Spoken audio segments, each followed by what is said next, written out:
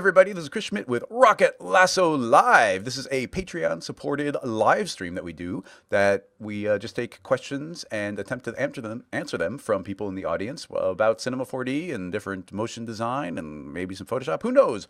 It's really fun, and we never know what's going to happen next. So we've already got some people in the chat. They are starting to post questions, and I think we're officially ready to just get going on this.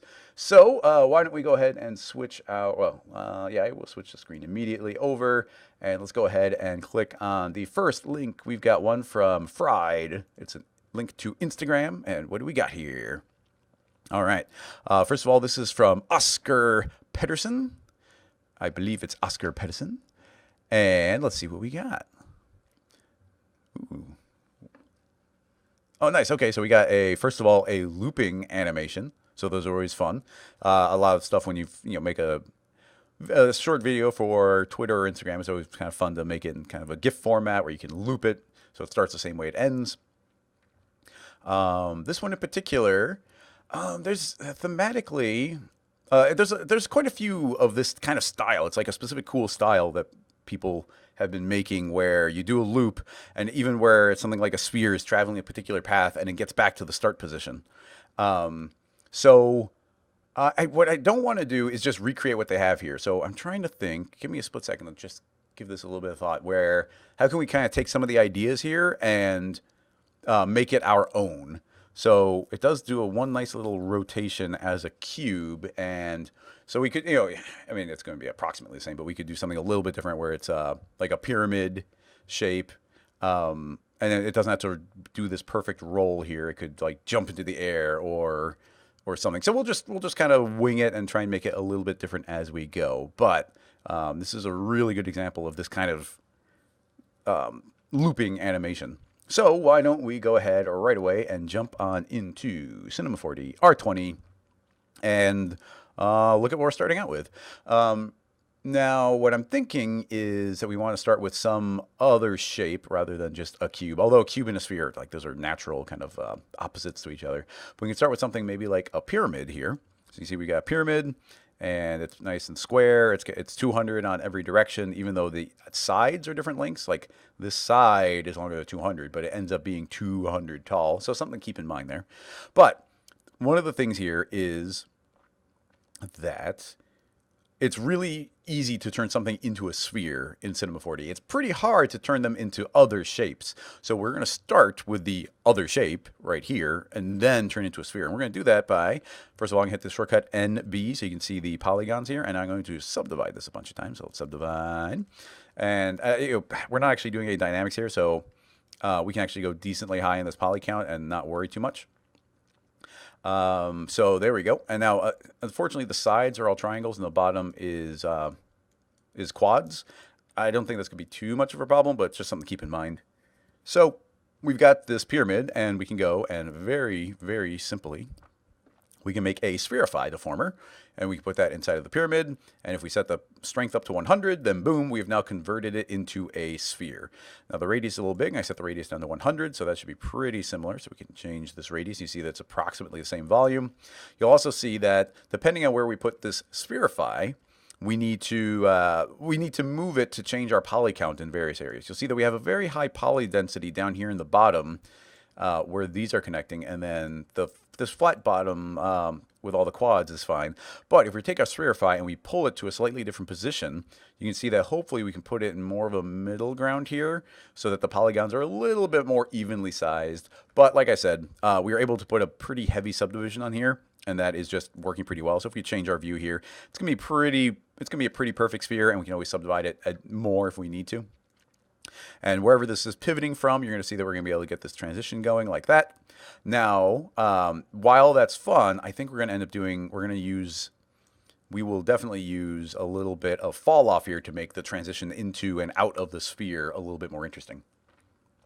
Also, we want to jump around to some different questions. So I'm going to try and keep in mind to do a quicker version of this. We won't spend too long. So why don't we immediately save this? So we're just going to make a nice number 1 here. We're going to say pyramid,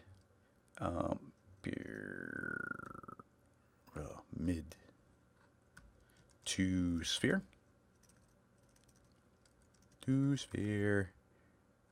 loop. Cool. All right. So we need to decide on how we want to animate this thing. Now, I do like the way it was rocking back and forth. So I think that might be a good place where I'd start. Let's just temporarily turn off the spherify because that can all come later.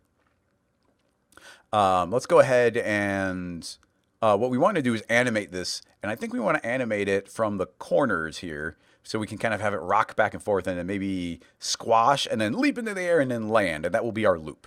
So let's go ahead and here's what I'm going to do. I'm going to create a null because this null is going to give us a good pivot point. Now this null is at 0, 0, 0. So actually what I think I would like to do is move our entire pyramid up into the air. I'm going to type in 100. And because it's 200 tall, 100 should move it exactly where this null is. It's also 100 to one side and it should be 100 to the opposite side. So I'm going to copy and paste my null, hold down shift and move this over exactly 200. So you can see I have a null on one corner and a null on the other corner. So with this in mind, we actually have just built almost the beginnings of a little rig here. Now we could get really complicated if we want to, but let's try and keep it kind of simple. I'm going to make a floor object just so we can see it. And why don't we go ahead and make a color here just so we have something. This is going to pop out a little bit. Maybe we'll make a nice orange color. And why don't we turn on SSAO just to give us a little bit of shadow. So we've got our pyramid and I want this to animate. Now if we were going to keyframe this pyramid, it would be a big pain in the butt to have this pyramid rock back and forth as if it was kind of taking a step left and a step right if we're pivoting from this point. But if we take this null, I'm just going to go ahead and name this one left and we're going to hit up and hit right. I can grab this null and very easily tilt it to one side. And then we can animate it over here. And once we get to that perfect spot, I can grab the right one and animate that one. So that is how we can create some pivots here. So why don't we start out that way? So we are going to probably, let's go even a little bit cartoony here. So I'm going to put a bend deformer in here as well so we can get a little bit of like anticipation going. I'm thinking, let's just start recording some keyframes here. Let's go ahead and make sure that our strength is the correct direction. It is. Let's keep Y length. So at the time of 0, the strength should be 0. And then we're going to fast forward. Let's go and fast forward. I'm just going to guess at the time. All our timing is going to be weird until we kind of can do a really nice playback. But let's go ahead and tilt this one way. And all I want this one to do is tilt one direction a little bit. Let's just do like 20 degrees. So it's like a little bit of anticipation one direction. There's a good chance I'd want that to hold on the frame, but let's just go ahead and have it tilt over there. And then we're going to have it go and tilt back the other direction. And while it's tilting back the other direction, I think right about there, we're going to go and grab our leftmost our left null, sorry. And we're only going to control these on one axis. So I'm going to grab the B, and that's the only axis it should be recording on. Let's record there. And I'm going to grab our bend at the same time because I want to see all these keyframes.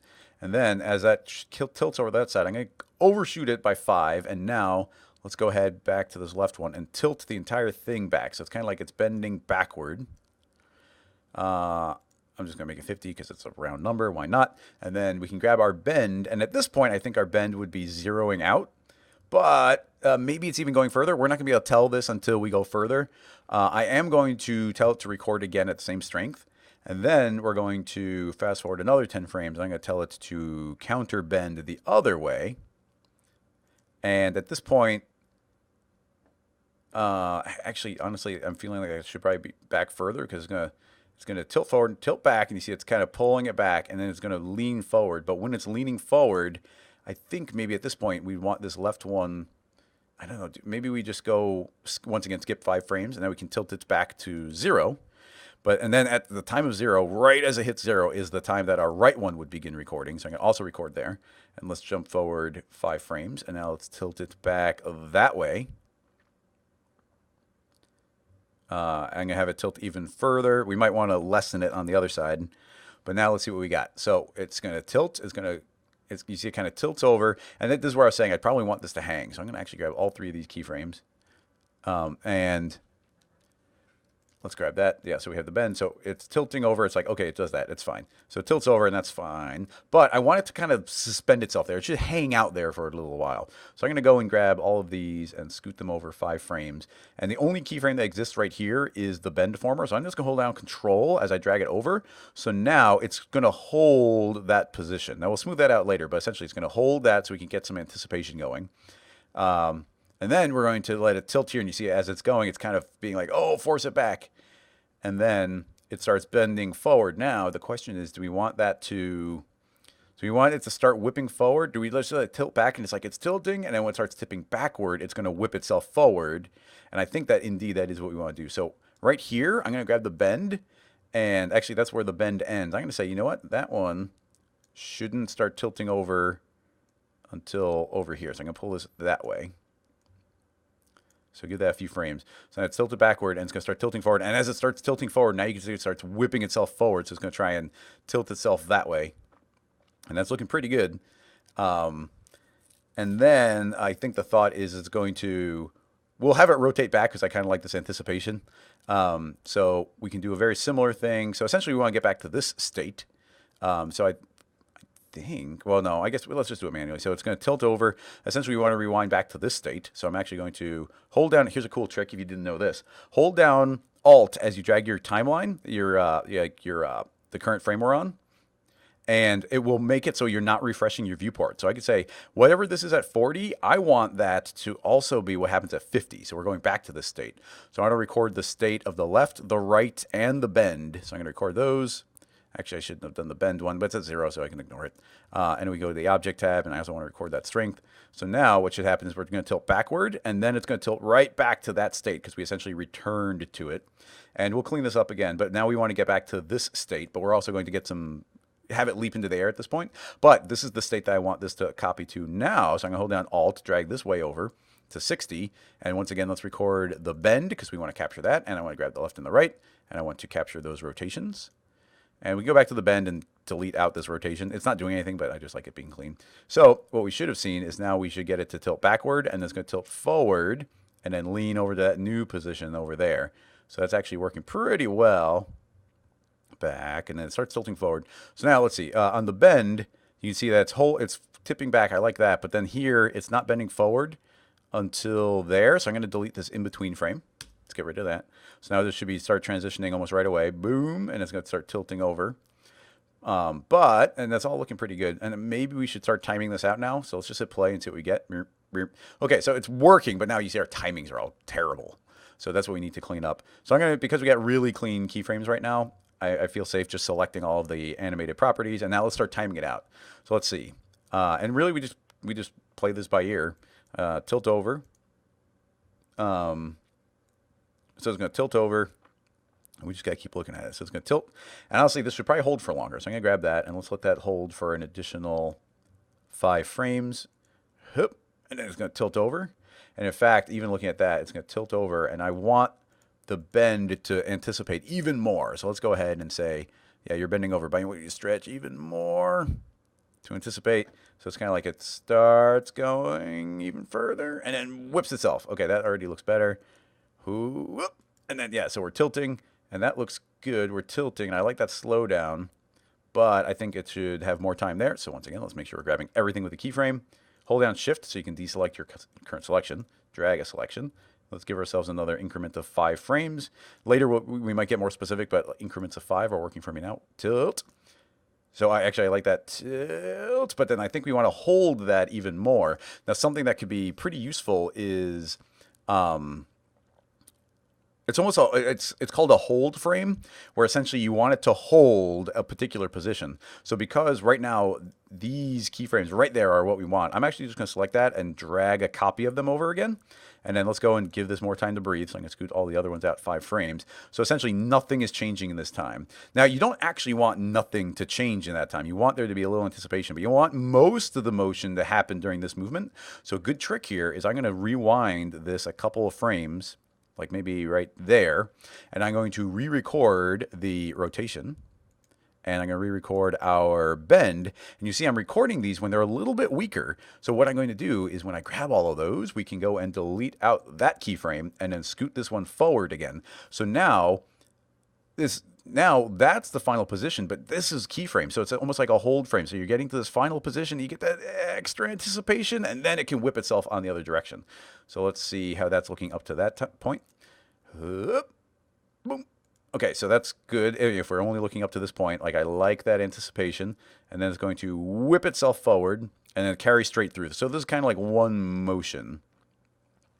So we've still got everything selected. Whatever the amount of time it takes to go from there to there should be the same time it takes to go from here to here. So let's give that another 5 frames and see if that feels better. Now it actually doesn't. I think we need to go faster. So what we're going to do is actually grab both of those. I'm going to scoot this forward a couple frames. Now we're no longer on a unit of 5, but I'm just going to pinch these in. These should be the same, approximately the same length between the two of them. And really, we're only looking at our animation up to about frame 60 now. So let's see, bends over, hoop, hoop. So, I don't know, let's see, what are we missing there? Hoop. Let's see. I guess it starts accelerating in pretty quickly.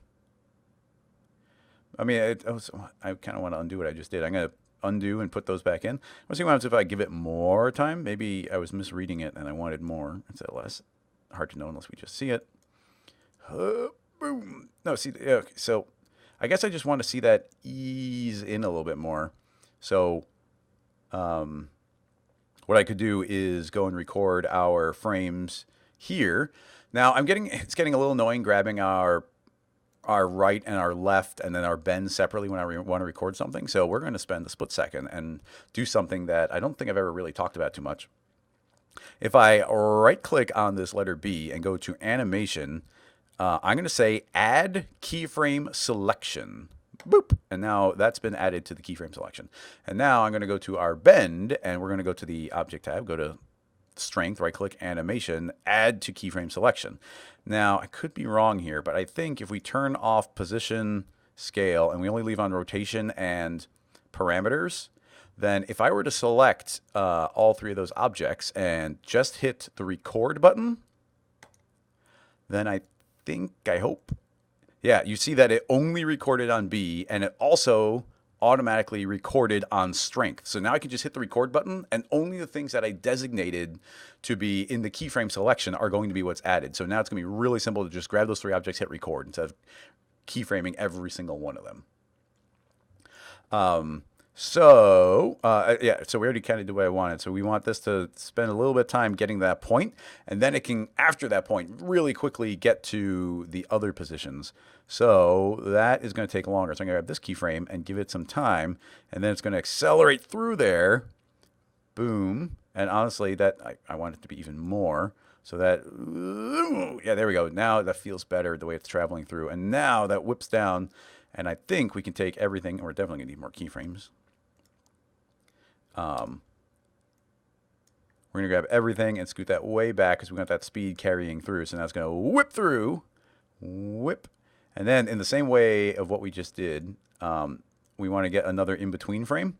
So I'm going to go maybe about, it's going to whip through there and then slow down at the end. So I'm going to go about here.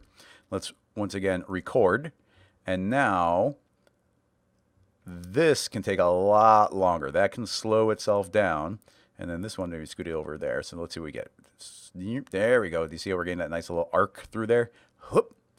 Lots of anticipation, lots of kind of follow through on that. So let's take a look at all of that. Whoop. Whoop. Oh, look how much better that feels already. There's probably a couple little tweaks to do, but you can see where that's really getting some love there. Whoop. Whoop. Okay, so now we're getting to where the new animation is going to begin. So we need to follow through. That's looking pretty good. I like the way it's holding there. And then it's got to essentially do the exact same follow through. So we can go forward a few frames, capture it again, record those keyframes. That is going to take a while. So let's scoot everything back after this time. So it takes a while because it's anticipating. And then it's going to very quickly whip through here, and then it starts tilting the other side. Now that's all fine, and we might actually now we're going to introduce another sort of deformer, and I'm not entirely sure which one we will use. Probably just some basic squash and stretch, if not a FFD. So let's give this a quick save. Oop, 1B. Okay, so yeah, but here it's going to be like leaping in the air as well. So it tilts back, and then I want to get some squash and stretch. So we can try. I don't use the squash and stretch deformer terribly often, to tell you the truth. So let's just go to a keyframe where we're flying on the ground. Squash and stretch, and I want it to go before the bend deformer. So we just put it inside. Is there a fit the parent on it? There is fit the parent. Let's start out by saying factor. So, okay, now we can pull this and you see it bends out, bends up. So that's all good. The center, I'm going to move down to negative 100 because that's where I want the center point to be. And now if we say factor, is it bending from the ground level? Is that bottom, maybe it needs to be down further? No. I mean, it seems correct. I don't want any curvature.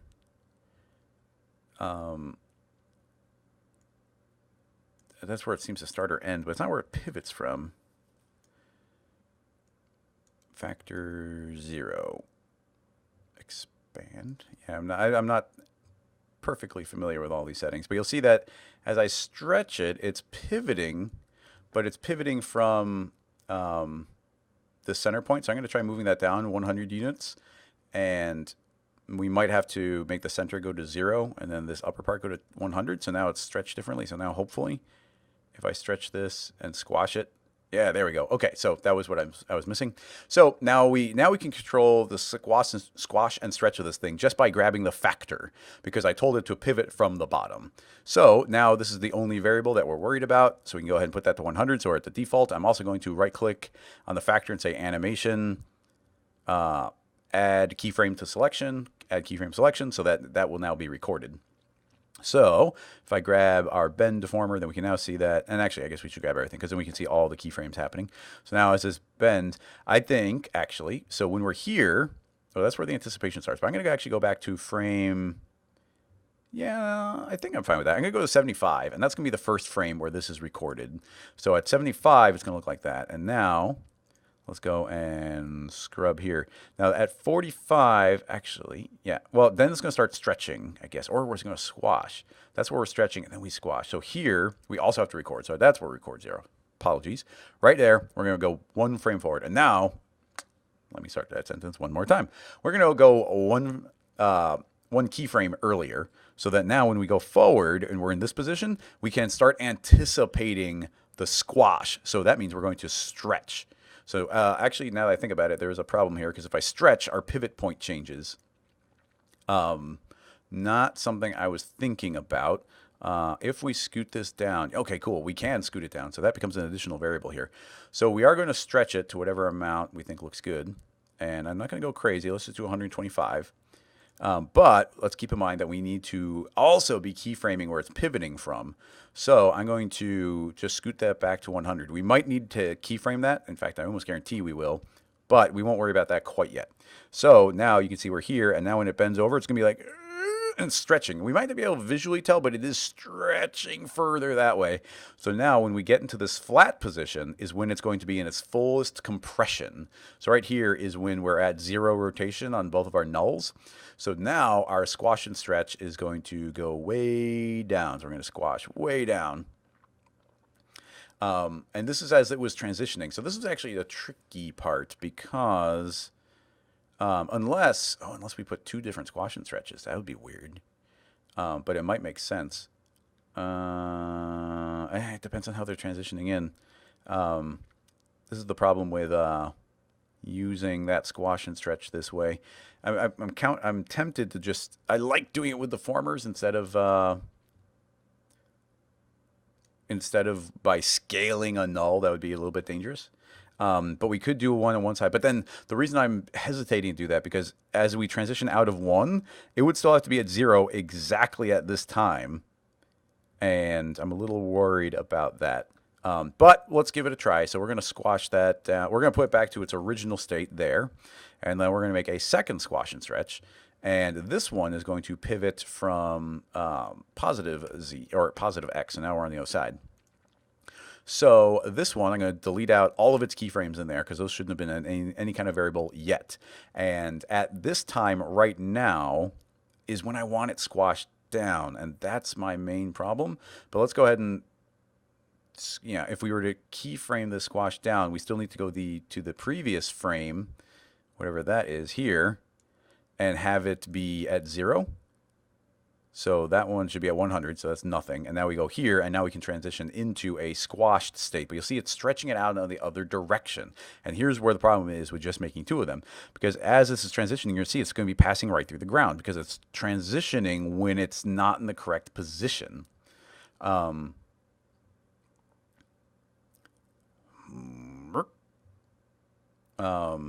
So I mean, so we can use these potentially to stretch, but not the squash, and that might be fine. We might be able to fake it in some other ways as well. So really, that shouldn't be transitioning here. This should be there. So let's go ahead and delete that keyframe and move this one over. That was just that one squash. So now nothing's happening. It gets flat, and now it's ready to do something. So now this one could, as we move into the future, do things. So let's go ahead and let's see if we can squash that down. And it has to be pretty quick. So let's go ahead and squash. Oh, that's interesting. Am I not pivoting from the right spot? Oh, okay. It is. Though the perspective may look like it was stretching below the ground, but it's not. So we can see it squashing, but not in the way I want it to. Well, let me think a little bit here. So if we go here, we could pull it below. I mean, it's tilting. We could take it out of the null entirely. So another option we have I wasn't even thinking about. I don't know if this would work, but we could put a new null and then put all of these into the null, and now the squash is still going to work on everything, but outside of the hierarchy. So it's got nothing to do with this rotation. So as this is coming down, I could say, you know what? I want you to be squashed, and it's going to still stretch and potentially pierce through the floor. Does it? I don't know. Oh, it's keyframes, so I have to get rid of those keyframes. Go away keyframes, and now squash. So now you see that's always squash, and now you see as it bends, and actually that is working. You see that this is going to squash. It's outside of the hierarchy, so that bends and it's coming back. So we're getting all sorts of funky deformations here. But I think for the transition I'm kind of hoping to get, this is actually going to work pretty well. So we need to see where some of the other ones are animating. So let's see. Over here, that's a stretch point, so it shouldn't be stretched at all. I'm thinking right around here is where our factor should be 100, so it's not doing anything. And now, as it transitions into that, right here, it should be a maximum squash. So we're going to squish it down. And I don't want to go too far, just a little bit to create some anticipation. Let's see. Well, I mean, it does kind of slide along the ground there. It doesn't pierce through the ground, but it does slide along the ground. And it's going to start tilting the other direction. It's also outside of the bend, so you can see there's a frame where it's kind of escaping there. Yeah, I don't want to get stumped on this. We could spend a lot of time on just the squash and stretch, and it's dramatically slowing us down. I like that little stretching, but trying to get the squashing is not helping too much. So I'm going to just keep the stretch going, and we're going to ignore the squash for now. So we're going to just deal with it stretching, so that can hit, and then so it's stretched really nicely there, and then here we can potentially stretch. But really what we want to do is start this tilting, and then we're going to begin an actual jump through the air. And that's going to mostly involve keyframing our left coordinate, I think, unless we take over on the actual pyramid and we let that start becoming its own thing. These can get a little bit weird. Because, yeah, once it goes off there, I think I would want it to go from its center of gravity. So we're just going to eyeball this. Building the rig slightly differently might be advisable at this point, but we're just going to plow on forward. So right here, I think we're fine doing that. And then once it gets here, I want it to quite sharply reach its end rotation and its end side here. And then honestly, what would be best if that then transitioned back again, and then we could keep keyframing forward. But we're going to have to fight against those two. Lasered is saying there wouldn't be too much downforce. I agree. If this was real, if it was real, there's not much downforce. But what I was trying to do is anticipation. The block itself is squishing down to prepare for a big jump, so it's more of an agency in it. So what I'm thinking is if we do that, and then we do just a snap? It could be a good idea to do a snap where what I'm thinking is I'm going to copy and paste out this a copy of the pyramid here, and I'm going to grab our left pivot point here, and let's zero it out. So now it's going to immediately pop down to the 0 position. But I'm doing that because I want our pyramid to now take over the rotation and position. So I'm actually going to now add in the X, Y, and B into our animation keyframe selection. And now what I want to do is have it counter the rotation and essentially get right back to the same position. Now, it wouldn't literally be the same position because it should be the next frame, but we'll figure that out in a minute. So I'm going to hit R for rotate and E for move, just kind of jump in between. Don't need to match perfectly. I'm just going to kind of match it right there. That's working for me. So now we just can hit record, and now those are recorded. Looks like, I turn on position now. Hit record there. So that is now the initial state for that. I guess I probably should have, the frame before, made sure to record those all at their zeroed out position. So let's do that. And it's probably supposed to be up 100.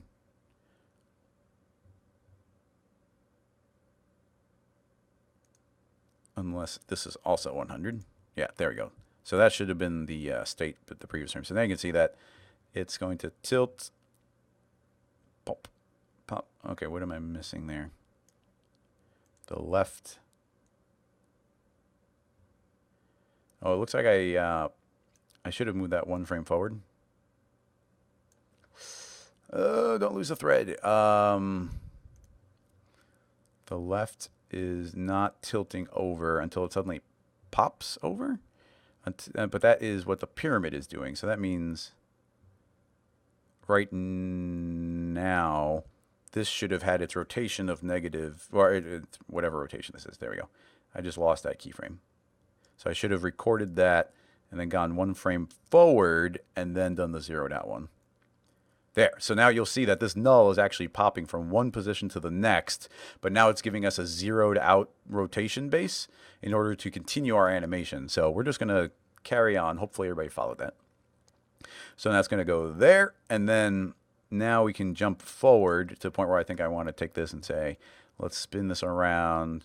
Well, actually, a straightforward way of doing it would be to spin it around 360 or whatever is 0. So let's say negative 360. And let's give it the proper height of 100 and move it to its final position. And we can even make a nice even, let's say 300 units. We'll make it very precise, 300 units over, and record this state. So what's happened is from here to here, it's going to go floop over to its final position. And that's obviously happening way too quick, so we can give it more of a transition. But now we can go to the midpoint and determine how it's doing, how it's getting to this position. So what I would do here is grab this and move it like way up into the air. So now we can record this new mid position, and we can get an arc traveling. So it's going to look ridiculous right now, but I think we can hide this one as well.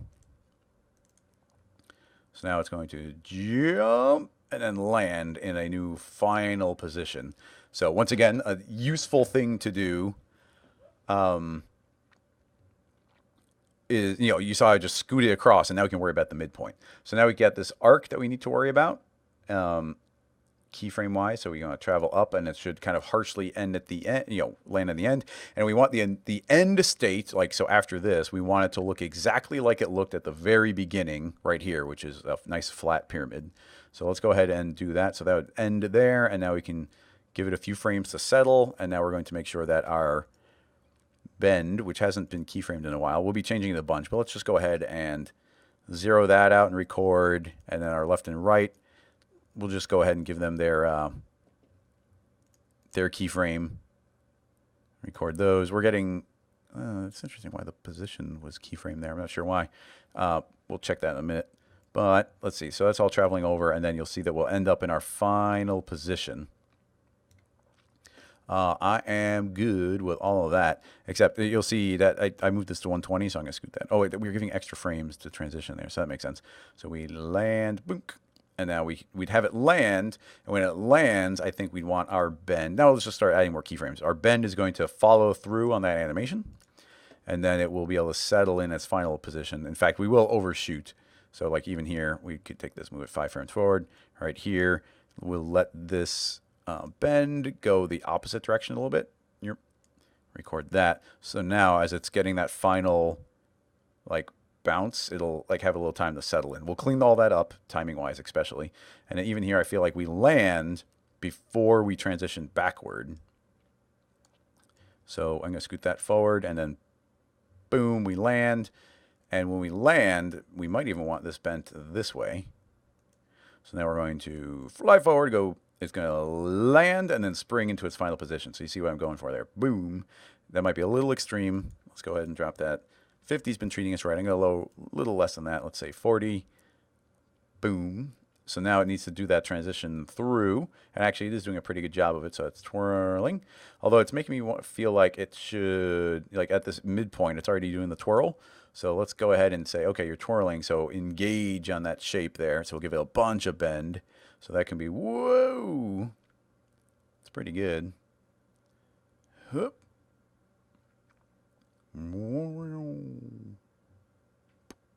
Now let's go ahead and just keep going back and forth.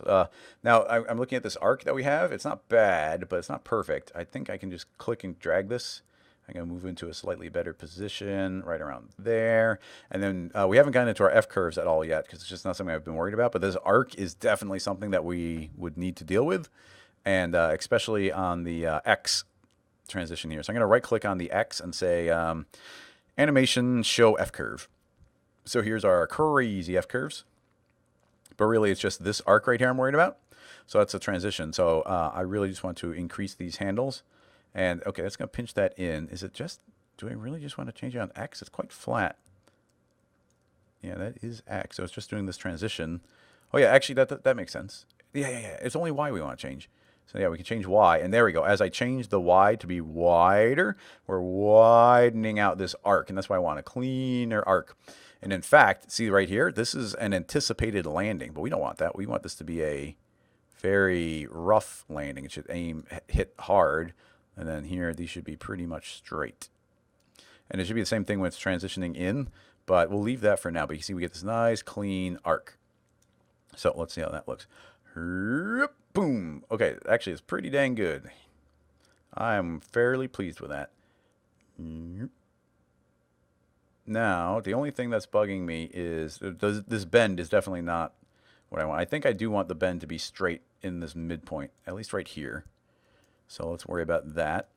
Grab the bend. Where's the nearest keyframe? So there it is still following through in its jump, so that's fine. And then here it's starting, and then here it's in this final position. So yeah, we can very clearly go right around here, steal this keyframe because it's the closest one, give it a value of 0, which should just update it. So now we're going to jump, turn the triangle, and land. There we go. That's what I was looking for. Hup, ba-doom.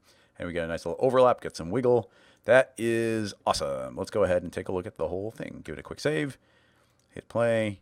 Herp, herp, boom. Nice. I am actually pretty pleased with that overall. So let's just go ahead and do a little bit of the timing here, and then we will wrap this one up, and then just give it a little environment so it can be hopping and looking like it's looping. And that will do it. So what do we need to time out here? Well, this transition is already looking good. So it's really how much time are we spending in the air? I like this anticipation. Hoop! That twirl is great. It's landing a little slow, like right here. Boom. I want that to happen quicker. Boom. So let's grab everything involved, which is going to be pretty much just the bend and the pyramid, because the other ones are not doing anything. Boom. And actually, I guess what I would like to have seen is right. Where does it land? It lands there. Here, we could actually add in some more tilt from our left one, but we don't have the left one. So this is crazy, but this is not unusual. What we're going to do is create another new null. And we're going to name this one left. So it's the leftmost one. And we're going to put it over here, and I'm going to move it to, actually it's the right one, but I'm just going to keep calling it left because that's the only one we're going to do. And now we can put this entire thing into that. So now, because that one's all zeroed out and these are not keyframed positionally, I don't think that's going to break anything. Yeah, all that is still working fine, but now we got a new null. But this new null, we can now add some keyframes in. So right as this is beginning to get to its final position, we can give it some rotation. So let's go ahead and add a keyframe selection. I'm not sure if that's still relevant, but let's find out exactly when we're landing, which is right there. So this is when we'd want some tilt on it. So this is maybe a little dangerous. We might break things. I might get rid of it. But what I'd really love to do is get that same kind of pivot going. So if we record that, and now it's going to look weird here. Yeah, but so we need to find the good place where we can transition into that so we can get that rough landing. So really, that's where it's there. So right around here maybe is when this left should begin its transition in. So that goes back down to 0. So this might look weird there. Yeah, this is going to be the problem. And this is where it might not work because we get that transition. I'd really love, instead of it just landing at its feet, for it to pivot and land at its feet. Easier said than done. So let's see. We can try and make the transition happen quicker.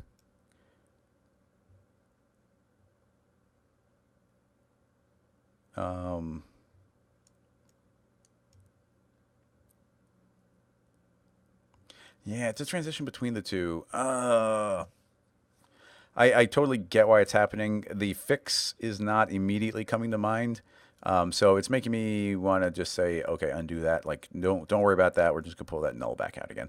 It would be cool, but it's just going to add a little bit more complexity than we're going to have time for here.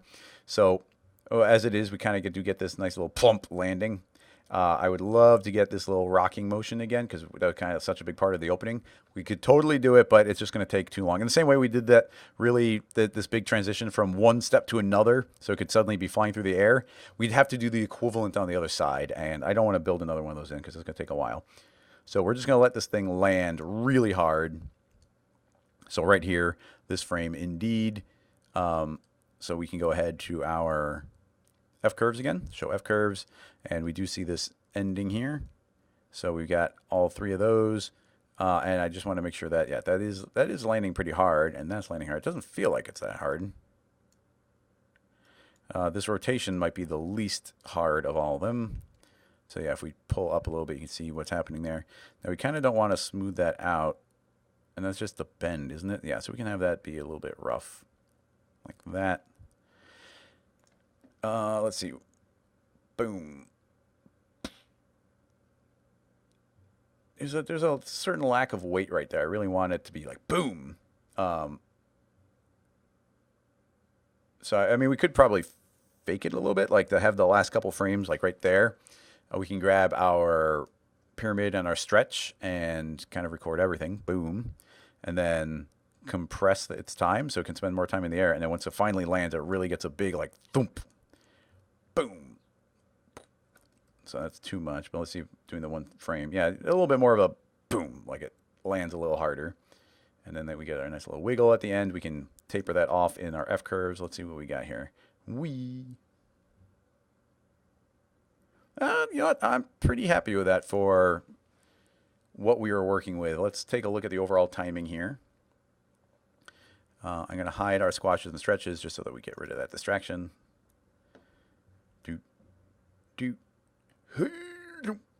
It's pretty good. It's pretty good. I like it. The only thing is the overall jump.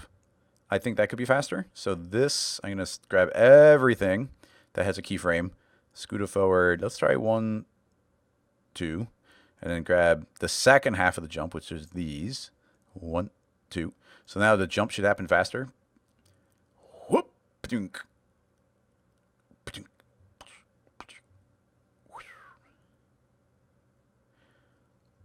Boom. And maybe it would be good to, like right here, do a little bit of squash and stretch. So we got this one that we never used. If I go and I center it over here, 300 I think is fine.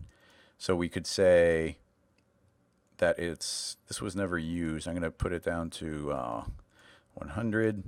It's at the bottom, so now it's going to land, and then we can give it a few frames And then it'll right around here, it'll be back to 100. So now we can go to a midpoint. And we can say squash down a little bit. Not too much, just a little something so we feel the hit a little bit more. Boom. Yeah, there we go. Hup. Hup. Oh yeah, I forgot we were supposed to we were supposed to morph into a sphere here, weren't we? I guess we might be able to morph in this mid jump. Like we can let's see. Why not? I mean, it kind of gets away from that little part of it, but we could right here we could say we're gonna see if this looks silly or not, and if it doesn't, then we can keep it. Otherwise, I think you guys see the point of what we were trying to do. And then here we are completely back to a not sphere, so that means right in the middle we're at maximum sphere. Let's see. Whoop. Yeah, it's not adding anything to it for me now. Like, we kind of moved away from that concept. I feel like you see the conceptual morphing to a sphere happened, and now we're just animating the pyramid. And I think that's the more fun aspect of this. So we're just going to ignore that element of it. I do like, there's like a little snappiness to that jump. Boom.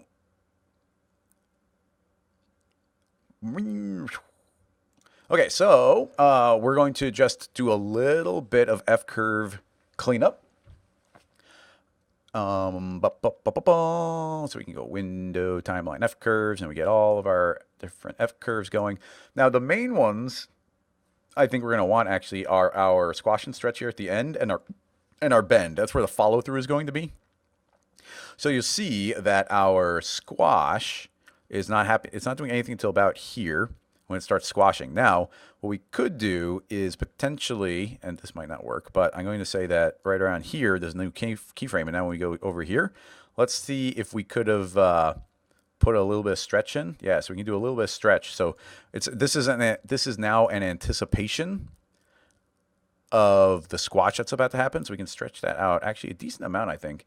And let's see if that doesn't break. Yeah, so now you see it's stretching on the fall down, and that's actually that's really good. That's a positive thing. And I thought we were going too far, but like I feel like we want to go even farther. So now we're stretching to anticipate that landing, and now the squash feels better. Now I think I might want to elongate the unsquashing so we can stretch that out. You want nice even curves traveling through there. And then we're going to eventually level out, but once again, overlapping. If you want to go overboard, we could even put a little one down there.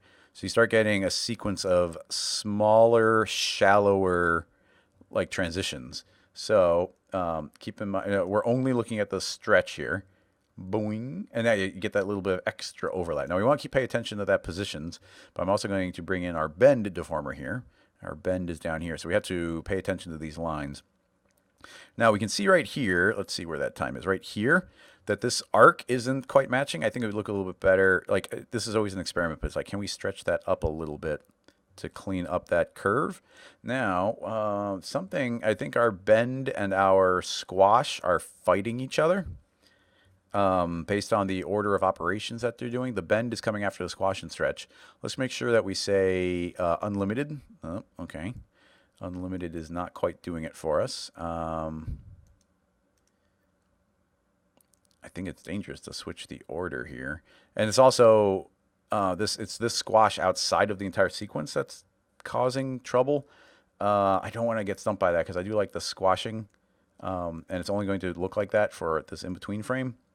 Like there's actually only one frame there that's really not liking it. There's definitely some things to worry about there potentially. I don't want to get derailed on that specifically. There might be an order of operations we can fix. It's just where is the bend falling, and where is the squash and stretch falling. What would probably be better is letting that calculate after. Can I do it as simple as that? No, because it's not in the hierarchy. So, okay, I think I know a way to fix this. So we need the squash and stretch in a particular place, and it doesn't move. I hit Alt-G, so it goes into a null, and I'm going to rename this null squash and stretch 1. So now the squash and stretch knows where it's supposed to go. I'm going to put it into the hierarchy after the bend. Well, that didn't change anything. I mean, it is the thing causing it, and it is in the proper position. Do we need it to happen first? No, it's breaking it either way. Square, fit to parent, fall off, smooth, curvature. There's no big or smoothing thing. If this is calculating after the bend, then why is it doing these patterns to us? Unless it's just not big enough. Because it's just the height and width. Do I need the top? Oh, okay, there we go. We just need the, okay, I'm going to undo a few times. I thought it was more of an order of operations problem, but I'm going to hit undo until we don't have that null anymore. It is just getting confused by where the top point of the scaling is, so I'm going to stretch that up big enough so that it actually can encapsulate the entire object, and that seems to fix it. Okay, that's fine. That is fine. Perfectly fine. Okay, so did I just lose my window? I did. Oh, dang it. I just put it too far down, and now Windows isn't letting me pop it back up again. Come back. Oh, no. What do we do now? I got... Damn you, Windows. How do I make that pop up if it doesn't want to pop up? It's on the wrong... It's below my screen, and I can't get it. I'm going to go to Startup Layout again. And put it back in. And let's go to F-curve. Yay, it popped. That forced it into the position again. Okay, anyway, back to our bend. Pretty much we just want to do some follow through here, and we can see where our squash and stretch is doing it, and our bend should probably do some pretty similar ones. I'm going to add in a little bit of softness right there. In fact, this bend, I'm going to get rid of that because it was a good reference, but we don't actually need it, and I can just stretch that handle over. So now, it's a good idea to make the changes at the time you're seeing it so we can actually see what it's doing. So now it's going to be backwards, and then land.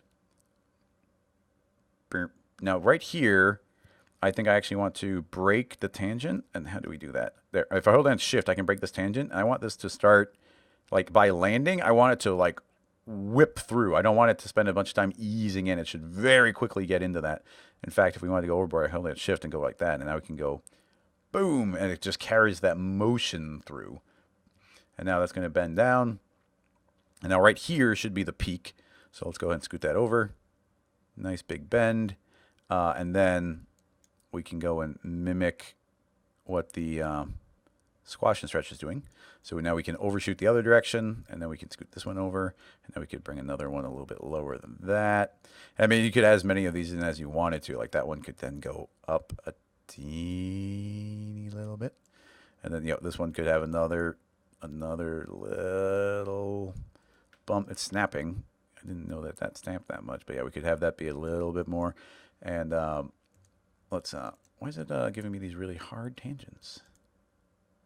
Soft tangent, please. Soft tangents. That was weird. I mean, yeah, whatever. Okay, anyway, those are leveling out. And let's go and scale our viewport properly. There we go. So once again, and these two, I want these to be nice curves. So that one will flatten itself out. This one is going to be a very tiny bump, just that little bit of follow through emotion. And we got our bump happening here. Now this curve should really be pretty similar on one side of the curve and the other. So what that's making me think is because that's a little bit sharp, these should have been scooted back a couple of frames. Maybe. And those should overshoot. Yeah, that's pretty good. So, and this one I feel like it should be a little softer. Yeah, that's fine. So let's see what that final little bit of overlap looks like. Do we finally get to our, yeah, we get, actually, I'm not sure if we are quite seeing enough of the key yet. We have to go a little further to see the final ones. So let's see. We go, whoop.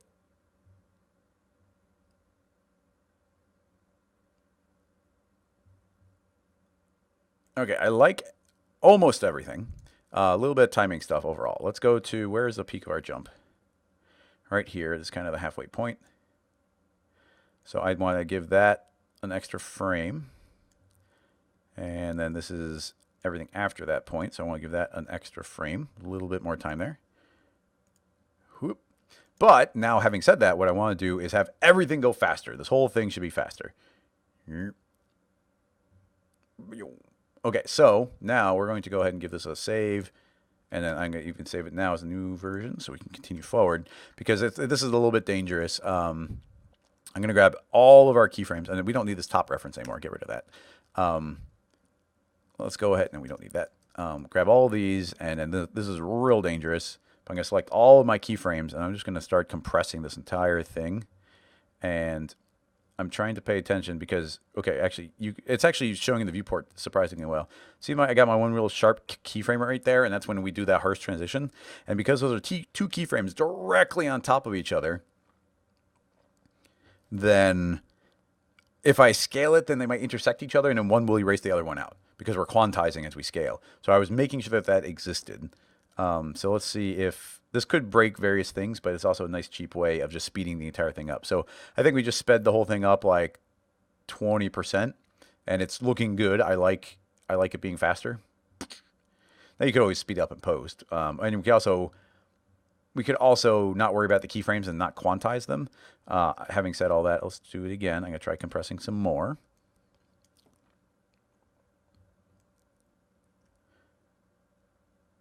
So I'm going to go real extreme here. So now you can see everything's compressing quite a bit. It's very likely we break something. Yeah, and then those end wiggles and everything are sharp now. But if we were seeing a whole animation, like, there's no reason to be overly indulgent on this kind of stuff. Like, the quicker you can get it across, the better everything is. So honestly, we could go further on this.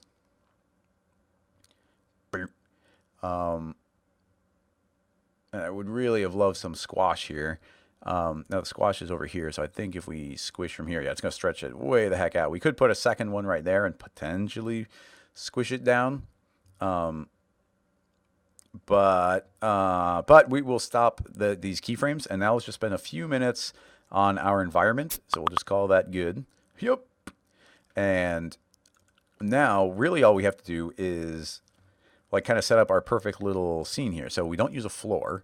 We're going to use this ground and hold down shift and move it down, and then hit copy and paste. And now we'll move this one over, I think 300 units. It might be 400.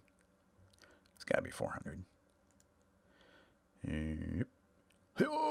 Yeah. So let's go and scoot that. Oops. Let's go and scoot that over another 100 units. Oops. I think I scaled it. Oh wait, that's squashing. So yeah, 400. So we've got those two, and now, yeah, we could, copy and paste that and go to 800. So now we have 800 over there. So now we got those shapes, but now we could make those whatever we wanted them to be. And we're going to see that's going to bend and leap, bink. And then the basic idea is that we've now got effectively what's a perfect loop. In fact, it'd be a bit cooler than these... Than these cubes. Why don't we make another pyramid? We'll put the pyramid in there and there and there. And let's zero those out. Shift C, PSR, reset those.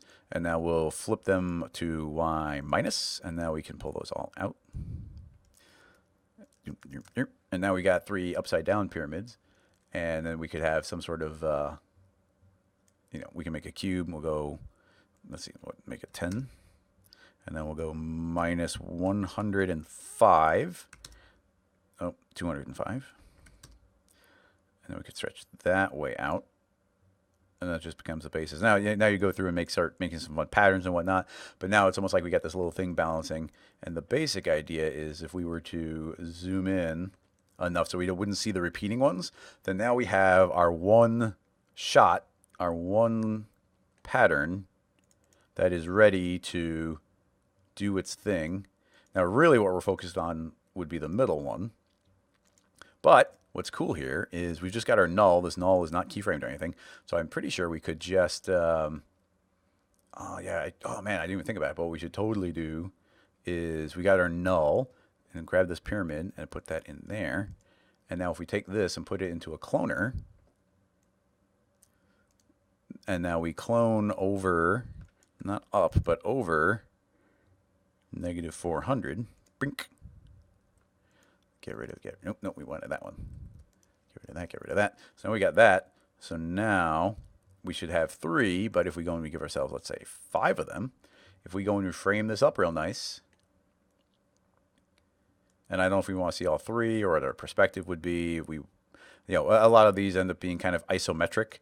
But what's cool here is with the pattern we just did is we could make as many of these as we want and find a really nice camera angle So we could zoom way out and get a really extended, crazy camera angle. Or these tend to be, like I said, very flat. So we could pull way out or zoom out and then move in or move out, zoom in. There we go. So they end up being pretty flat.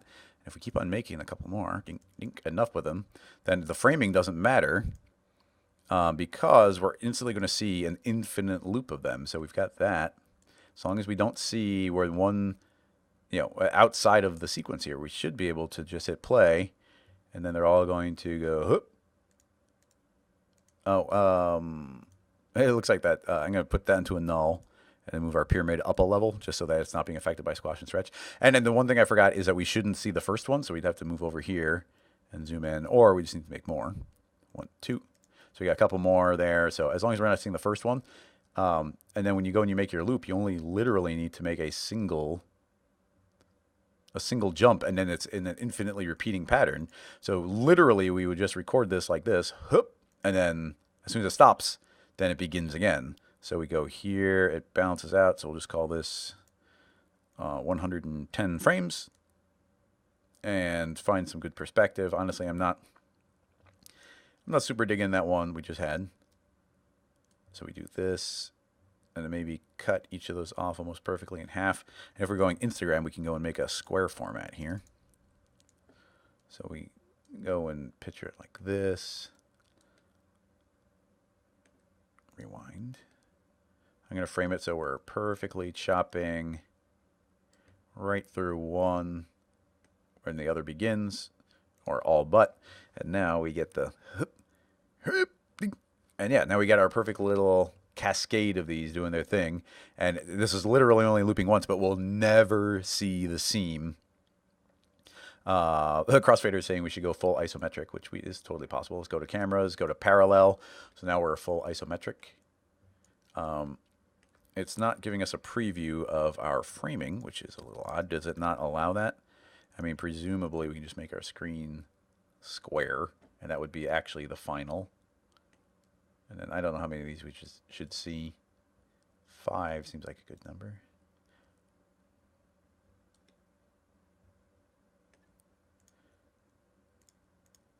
There we go. Yep. Now that starts looking 2-dimensional, so what's the point of that? Let's go 3-dimensional. And I think it might be cool if they look like they're slightly jumping at us. Oh, there's like a weird perspective here where it looks like they're getting smaller as they go. Is that me, or is that just a trick of the perspective? But like automatically, it's kind of cool. Oh, and all right, I dig that. And then right now we've got that patterning going, but there's no reason that we couldn't put the cloner into a cloner. And now we'll push them up more. And then we get all of them.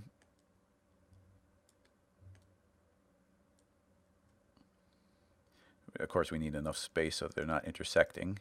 But also we're parallel, so we could push them further back in Z. In fact, that might be kind of interesting if we were to...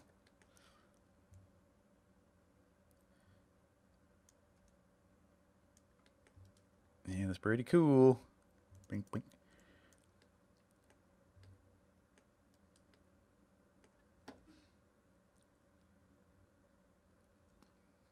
I know at a certain point it starts getting too far and too much, but trying to think of like so oh man, look at that. Just doing some isometric like distance tricks here, but that could be it's a little bit of an optical illusion type thing. So yeah, I want to push that a little bit further. So well, we can't separate these out. We can't move them further. So this turns into we need the our camera perspective to kind of perfectly make one touch where the other begins. Yeah, like that. Let's pause it. Go here. Yeah, full isometric. Kind of get the lines all in parallel or close to it. We need another. One more of them there, so we can really fill in the whole screen. Full isometric, pretty much square. It's hard to tell if my viewport is or not.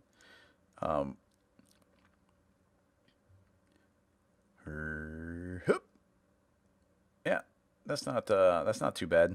Although it is making me because while I like the squash and stretch, it when they kind of bulge out there, I kind of don't like it. I'm gonna turn it off temporarily. Let's see what it does.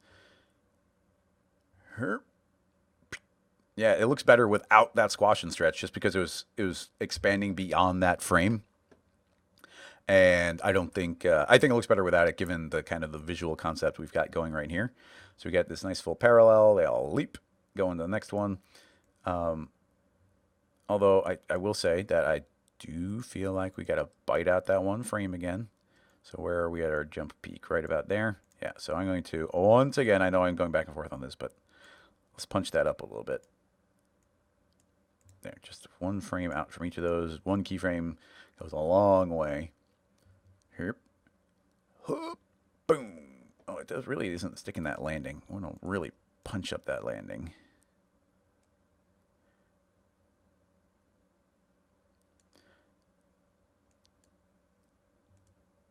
Actually, it might even be happening because that keyframe shouldn't exist anymore. Potentially. Hup. That goes down, down, down. So if I were to grab all those and eat that frame out, boom, boom.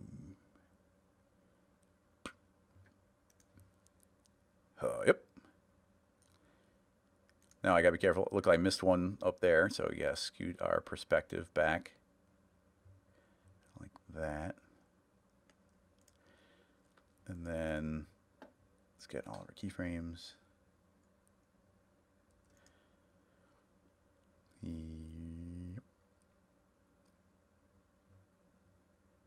No, and man, we could just go and go and go. Like the stuff never really ends. If we were to grab this and spin them, let's see, does that make sense? Oh yeah, because they're all from one line. Da, da, da, da. Okay, so what I actually want to do, I know this is messing stuff up, but we're getting some kind of cool looking at the end here, and we'll whip through a bunch of questions as we're done here. I'm going to change it to a grid array. I don't want white height, and we've got X is what we want, so Z should be 1. And now I'm going to say per step should be 400 units, and now we can make more of these. And now we got a bunch of those. But now I can grab my second cloner, and I can grab our per step spin, and I'm going to spin these here. And now if I tell it to spin 180 every step, then now you see it's actually alternating. And what that means is if we have our perspective correct, and if we center this up, might need to extend it by one more line. Let's see if it looks any good. Half of them are going to jump the other direction. But yeah, that looks cooler automatically. I like it more.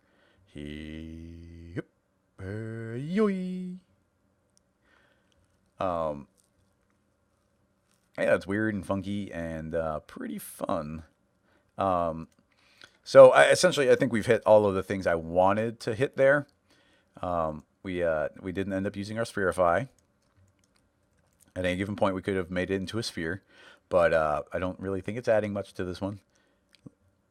That's so much more boring in this particular circumstance as a sphere. But we can go through and yeah, I might go through and make this into a final render so that it can be posted online. But yeah, I like us making these kind of final little animations here. I don't. I'm gonna keep going and say, should we? Do you guys want me to see me go and try and set up some render settings and a little bit of scene, or should we move on to another question? So sound off in the chat if you want to see it one way or the other. In the meantime, I'll just tweak the camera and stuff a little bit more here. Oh yeah, okay. If we scroll this down a little bit more, I like the there's even less space in the pattern, and now we need to. I mean, like yeah, it's good to see it in the viewport, but it's really easy to add on extra clones here. So I can just be like, oh, add another one, and now it's going to fill in the pattern even more. Let's see. Yeah, so everybody wants to see the final render completed, but we should move on to more questions now. So if I didn't hit your question, feel free to post it in the chat again, and we will save this one. Where it is, we'll just do one last little viewing of it and see what we get. Hey, yep. Boing. That is pretty cool looking. I wonder if we change this to a multi-instance, does it work properly? And oh yeah, man, it does because they're not offset and they're not changed. By changing this to a multi-instance, I suddenly got like 3 times the playback speed that we were getting. So now we're able to see this really accurately. Yep. And yeah, quite pleased with that one, everybody. I'm glad we saw it through to this point. Let's see. Crossfader's got a link. He tends to ask for tricky ones. Let's see what we've got here.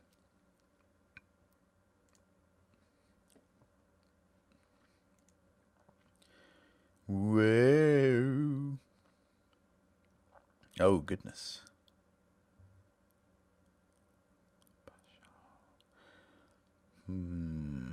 Okay, I like it. We're going to start this one off as a proper thing because I might clip it out. I like it. So I'm going to go ahead and pop this over here. And we're going to go here. And I'm going to say, hello, everybody. I am Chris Schmidt with Rocket Lasso. And we've got another question here in the live stream. And I just want to make sure we do a proper intro for it. So let's go jump on into our screen. And Crossfader had a link for us over to Instagram. And that is sending us over to this Instagram animation from Pasha Ho. And it is quite fun and trippy. I really like it. And I thought we could try and tackle it. So I think one of the main things to pay attention to here is that this is a rig. This is a bunch of different elements being cloned onto a surface.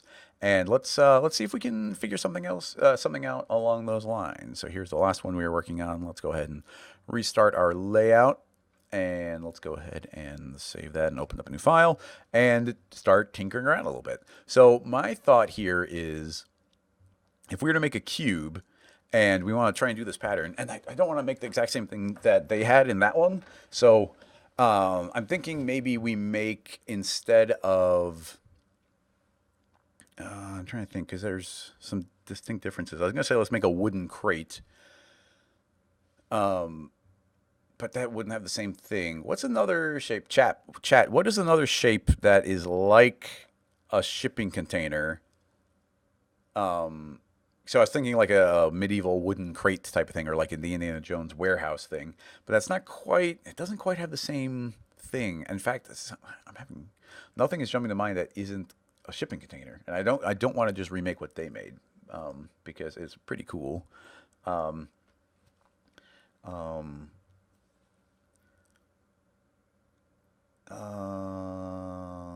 Let's see. Somebody's saying an elevator door, an elevator, or even you know what would work? Just a building. Like the elevator made me think of it. But these are things that have to be very kind of gridded out, and you'll see kind of the patterning that is necessitating this. So let's work with a building. So here is my thought, and I wonder if they made. Like, I'm trying to think of how parametric we can make this, or do we need to make one rig and then make a bunch of copies of that rig? Because my basic thought here is it's the kind of thing where, how do we, okay, I'm actually going to use, you could do this via keyframing the size, but for us having an example, I'm going to use Grayscale Gorilla's signal tag. So this is a plugin from Grayscale Gorilla, and it's going to enable me, it's kind of like the vibrate tag, but for every parameter, and it's going to be really helpful here because what I want to do is animate seamlessly looping randomly the size. So it's a perfect example to do that. So I'm going to drop the size trio, this vector of properties on the signal, and now it's controlling it. Now I can go into the noise property, and in the noise property, I'm going to, also, by the way, anybody who's watching the stream, I'm the one who designed this tool, so I am quite fond of it. It's my favorite plugin. Anyway, just by going to the base tab and making a noise, so now I got this noise when I hit play, and I can see that this is randomly moving around. So this is already very similar to kind of the motion we were seeing in the other one. So I'm going to go ahead and crank our bias up and put our speed down. So you can see we're transitioning to all these different shapes. And in fact, you could do things like say, we're going to start out with a minimum of, let's say, 50, 50, 50 is the small size. And now I'm going to say that it can only go positive direction, and let's say up to 200, 200, 200. And right now it is not uniform, so it's actually stretching differently on every axis. So now we just get this nice movement kind of oscillating and wiggling around. So having done that, if we're making something like a building, the idea becomes essentially something like if we were to create an atom array and throw that in, you can see that this is stretching along. And I mean, even this is kind of showing the concept. You see these spheres on the corners are not changing size. They're constant. So instead of using an atom array, you can always do things like create a, let's make a cube, and then let's make a material. Apply that to the cube so we can see a little bit of a difference here. And I'm going to make a MoGraph cloner, put the cube in the cloner, clone onto an object. The object will be our animating cube. I'm going to tell it that I want to copy onto the edges. And on the edges, I'm going to say I want you to scale on the edge. I want to scale to 100% of the edge. I'm also going to, though, tell it to not align the clone. And now if I grab this cube and hit T for scale and start scaling it down, you're going to see that we've got a cube on every single one of these. I'm going to move it below so it's the correct order of operations. Now, okay, by turning off align clone, it's is what was breaking that. These are all rotated 45 degrees, so I'm going to see if I can, yeah, okay, we can. I'm just going to say, hey, rotate these 45 degrees, and now it fixes them. So you can see we have these constant cubes just adapting to the size of that shape. If I were to duplicate that entire cloner, and now instead of copying onto the edge, I'm going to say copy onto the vertex, and now don't be rotating 45 degrees, and don't align the clone. And then I can grab that, hit T for scale, and start scaling this up, and now you see I get these nice little boxes in the corner. So you see these are stretching and getting applied pretty much exactly the way that we want them to. Now this is a little bit more along, well, let's see if we can figure out, let me think, because there's a lot of different ways we could tackle it. Like right now, it's like, okay, we're cloning onto every one of those points. Now we could go into our reference cube and say, okay, we're going to give it a couple of points here, and now you're going to see we're going to get those subdivisions. So that's kind of cool. Like that makes sense. Like those are working that way, and they're stretching. But the different elements were behaving different ways in the animation. So you'd have to make the more specific rig, and then, you know, even potentially build some stuff up out of xpresso. Let me think.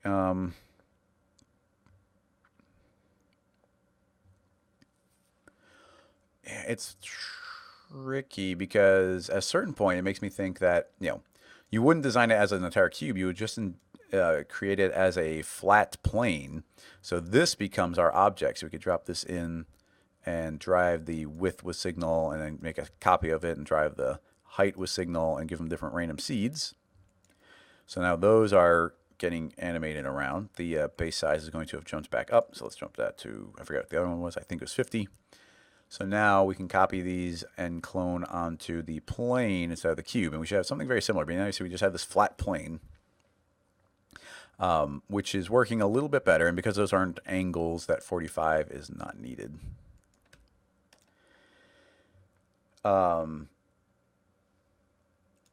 So here's where things get more complicated, but also more interesting. Would be let's do the example with a material actually. So if I were to make a material here, and let's do it really straightforward. I'm going to say I want a tiling material. What's a good tiling material? I'd probably just the tiles, which I can never find. Surfaces, tiles. There we go. Okay, so we just got these tiles. Really straightforward. Not much to them, but we could take this and we could apply it to our flat plane. And now they're going to be applied flat UV map. So now as this is animating, it's just going to squash and stretch them. But we saw in the reference that those were not getting squashed and stretched. They were constant. So if I change this to a flat projection, you see how they are not moving. Now on one level, this could automatically work. We'd be like, cool, done. But if we want this to match a little bit better, especially with what the reference was doing, is we would want to set these coordinates up in a certain spot. And we probably need to use xpresso for that. I don't want to get too, I don't know. This is a tricky one because if we with this type of technique, you put a lot of work up front, and then after you're done making it, then you can use it in a bunch of places. So that's a little bit of a challenge here.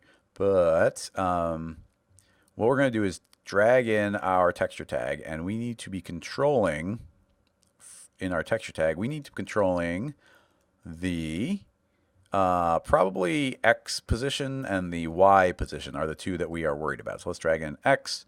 Let's drag in Y. And now we need to drag in our plane. And what do we need out of our plane? Well, we need our width and our height. Now, I imagine we're going to have to do a little bit of math here. But if we did just take our width and put it on the X and put our height and put it on Y, let's see what we get. And that'll give us a baseline of what we should change to. Yeah, it's kind of doubling the effect. So I think we need to, as a start, inverse these.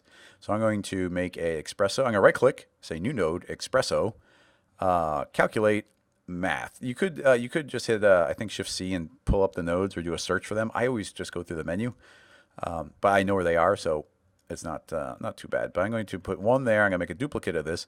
And you see I'm just feeding the height into the add and the add into the Y. So I'm just kind of putting them into the middle here.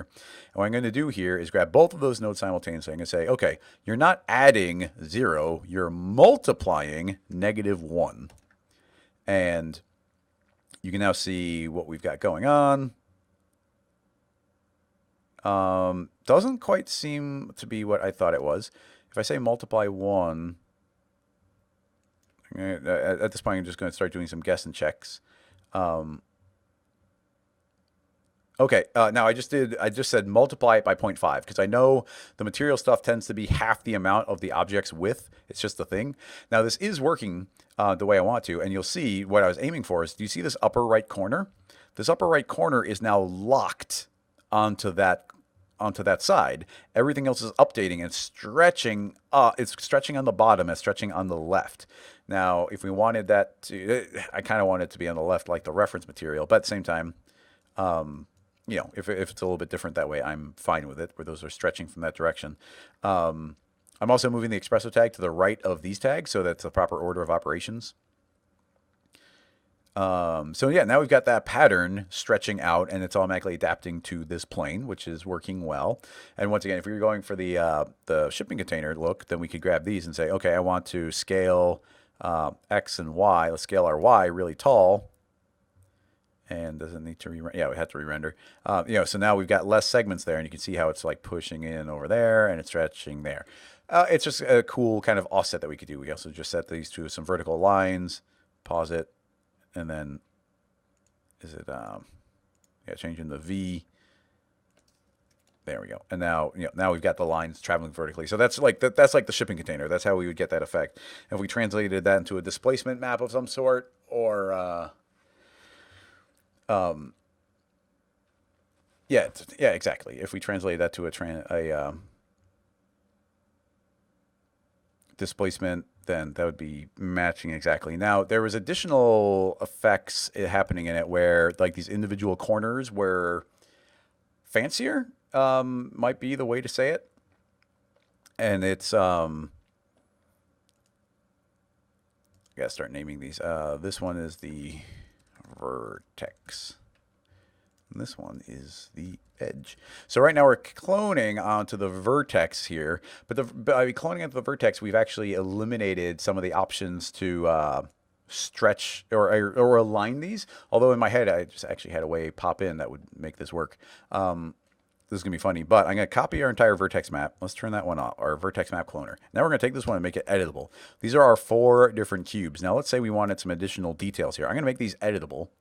And this is, oh man, like this is going to be weird, but really cool. I'm going to grab that and that. You see, we've got 4 different objects, and I'm just selecting all of their polygons simultaneously. Let's say I want to hit I for inner extrude. Let's do in fact, we can do a couple things. Let's hit a D for extrude. Our extrude is more than 90, which is good. That's what I want. I'm going to extrude those up more. And I'm going to hit I for inner extrude. So we can do an inner extrude. I'm going to make sure it's above 90. And now we can hit D for extrude and pull it back in again. And now I'm going to hit I for inner extrude. But in the inner extrude, I'm going to say don't preserve groups. And I'm going to pull those in. And I'm going to hit D for extrude and extrude those out. So you can see we get this really interesting kind of like techie techno frame going. I don't know if I'm going to end up going for buildings anymore. And just for fun, why don't we go grab these, that, that, that, that, and that, and that, and that. Okay, so we got those. Now I got to hit D again, and we could do an inner extrude, to a letter I for inner extrude again, preserve the groups, hit D for extrude, pull those out. You can see how you can like really quickly make something cool and techy in sci-fi. I for inner extrude again. Don't preserve the groups, shrink them in individually, hit the letter D for extrude, do one little final in there, and we could and then we could go and go and go on these. But you see we've made 4 different identical things very quickly simultaneously, so that's fun. I like doing that kind of thing. Making these sci-fi shapes is quite enjoyable. So now we've got this cool little shape. Why don't we go ahead and turn on SSAO just so we get a little depth in there. So we just made these 4 individual cubes all kind of doing the same thing. But in our copied vertex, our cloner vertex, if we delete that one cube out and feed these in, it's going to iterate through them. And because we made this one editable from the same one, we are now cloning each of those one time, which is just going to make them correspond to the points that they were originally on.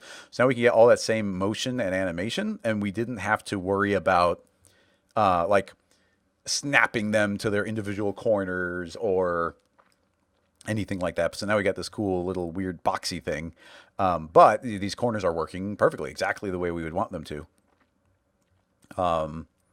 And that pattern is moving in a very, very similar way to what we were seeing in the reference. So honestly, the rest of it just goes to, I mean, we've kind of covered the concept here, and because I didn't think of something, I guess maybe we could make it like a TV screen or something. That might be fun. So we can go and, I'm going to reintroduce actually let's make some triangles, and then we will go and put in red, green, blue. So we got our RGB going. So there's some RGB. I'm going to hit randomize color. It's going to randomly go in between every single one of them. We can make it fancier, but let's just go with that to do something quickly. Drop these down real tiny. Not that tiny. Editor. Let's do, does that work? Oh, wow, it does. I've never actually, on the patterning, I've never changed the way, changing the texture preview. So yeah, that's kind of a TV stained glass type of thing. So yeah, now we get this pattern going. If we hit play, then those will be moving around, but still stuck on that one corner. And I'm pretty sure we could animate the seed on those. Yeah, there's a seed. So if we wanted those kind of flickering around, there's another cool thing with signal. We're already using signal a little bit in here, so why not do it again? I'm going to put this into a null. Don't have to, but I'm just going to put into a null, and then here I'm going to right click and make a signal tag.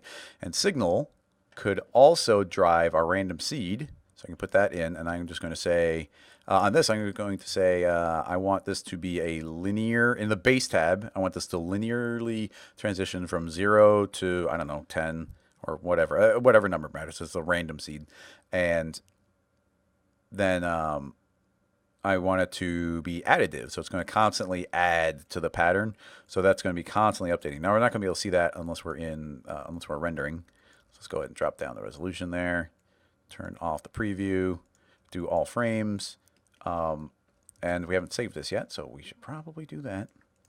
Let's make it number 2A and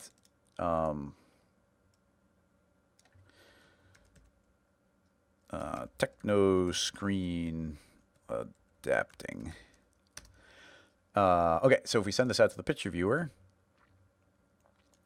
you're going to see that that there's like a static on these as they're moving around, but you still see it's still locked in the upper right corner.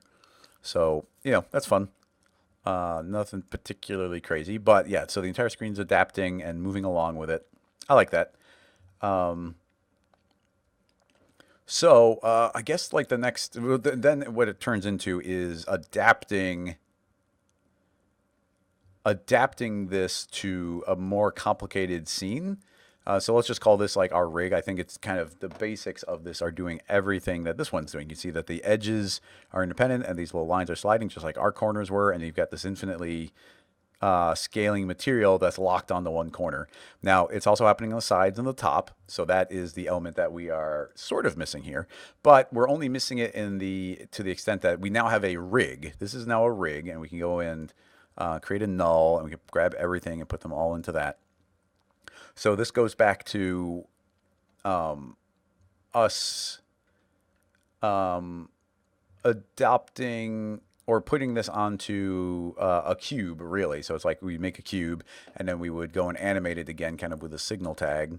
So I can steal that again and adapt the size and put these back to 50, 50, 50. So there we go. So now we've got this cube that's going to be jumping to all these different sizes. And now we have to tell the screen that you're not being driven by randomly being driven by signal. That's not what you're doing. What you're doing is it should be adapting to one of the polygons. Now, we do need to get the information from there, so it would be a little bit more xpresso. Well, we've already got an xpresso tag that's already driving the texture here, so we could just, I don't think this would take too long, actually, so let's go ahead and do it. I'm going to go ahead and rename this plain screen, and now we're going to drag in the screen, and what do we need to control? Well, I want to control the height. Actually, we already had the screen here, but that's fine. That's fine. That's fine. Let's not worry about that. I can still control it from here. Height and width and height.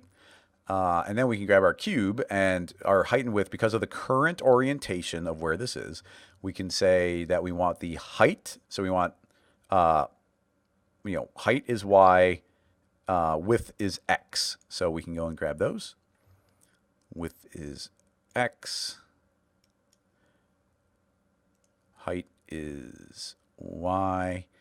Drive the Y. Drive the X. So now you can see, boom, that's exactly the scale. And then if we want to push it further, we can even go into our screen and we can say that your Z position, so the Z position, a completely different parameter, should be probably half, but I'm going to also bring in our size Z, which is just a third one, just dragged in a different way. Put that there, and now you're going to see it's going to pop out on this side, which is fine. But you see we need half the amount, so I'm going to steal this multiply. I'm going to hold down Control so it duplicates. Let's drag that in. It's already set to multiply by 0.5. Do that. And boom, you can now see it's right there on the edge of that cube. So then what this ends up being is we would just make this a child of that cube and now copy and paste the entire rig and now go to the xpresso on that one. And now, so it looks identical, but I'm going to copy and paste there. Now in this multiply, I'm going to say multiply by -1. So you can see I've got a copy of the entire rig on the opposite side. And now we could go and copy and paste it again. We're going to do this a couple times. And now we're going to take this one and we're going to rotate it 90 degrees. Now it's still a child, and let's make sure we're in the xpresso tag of this new one. So what are we on? Z. So let's go ahead and name this screen Z, because this one is screen, I guess they're rotated, so we got to click on the cube. So this is screen Z, and this is screen Z. This one is now screen X because of the way we spun it. So we need the height is still the height, but now the Z is the width, and the X is the offset on its relative Z. And now we can go and copy and paste that one again. So you see, once we did all that work on the initial thing, we have to make sure it's exactly what we want it to be. But now we can copy that in. Let's make sure we go into the xpresso of the new one. And now all we have to do is multiply this by positive. And now you see that we've got these four-sided ones. And now, obviously, we just have our last one. So we can go and copy and paste one last time. This will be screen Y. And then we're going to spin this 90 degrees. Or, I guess in this case, yeah, spin it up there. And now this one will just be a little bit tricky. Go into that xpresso, and I'm gonna hit play for a second so we can see it. I want to see it stretch a little non-uniformly. No, that's I'm gonna make a null for a second to pull the signal tag off of it, because I want to make this real extreme so we can very clearly, because this is the confusing one. I just want to make sure that we grab our cube and I'm going to stretch it way tall so we can very blatantly tell our axis. So you can see that, right now the xpresso is not set correctly, which we knew. But now we can know that the screen is moving. Actually, it's just this screen. So this screen is moving on Z. So we want that Z is still correct, but that should be being controlled by the Y height. Boom, now it's the correct height. And now it looks like the height is still correct. So it looks like our height is being controlled by Y, and that is still correct. That seems a little strange to me, but that might be right.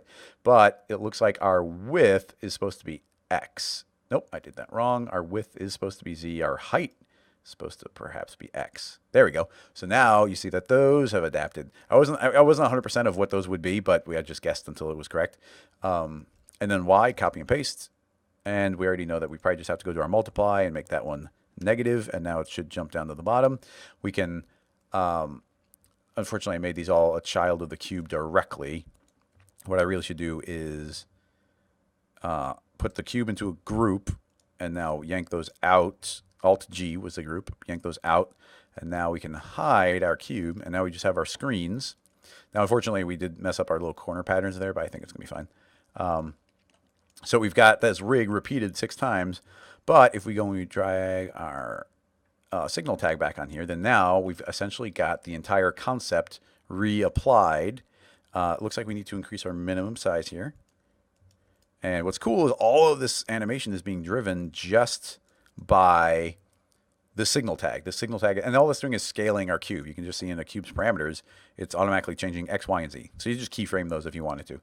But you see how we are moving those around. If we were to increase our bias even more, it's going to be spending more time towards the small side or the large side on any given angle. So yeah, you can see how that is automatically adapting to that size. Now, potentially there's things we could have done where you know, we're already seeing in the other one that they were kind of stacking up in a really nice way. So in theory, we could have put this into a cloner, and then we could have been referencing the actual scale of the polygons.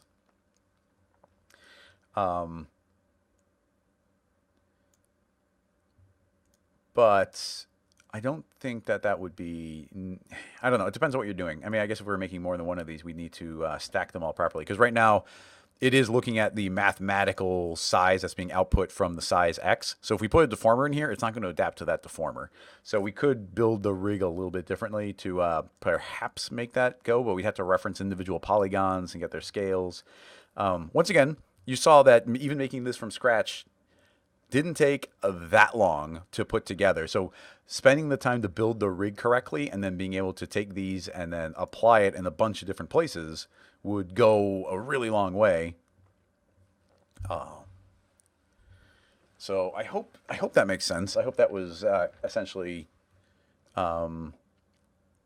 what you were looking for with this question. I think we have time to try and squeeze in one more quick one. So if I didn't grab your link, feel free to put it in for anybody who's still in the chat. Otherwise, I'll scroll back up and grab one of the older ones. I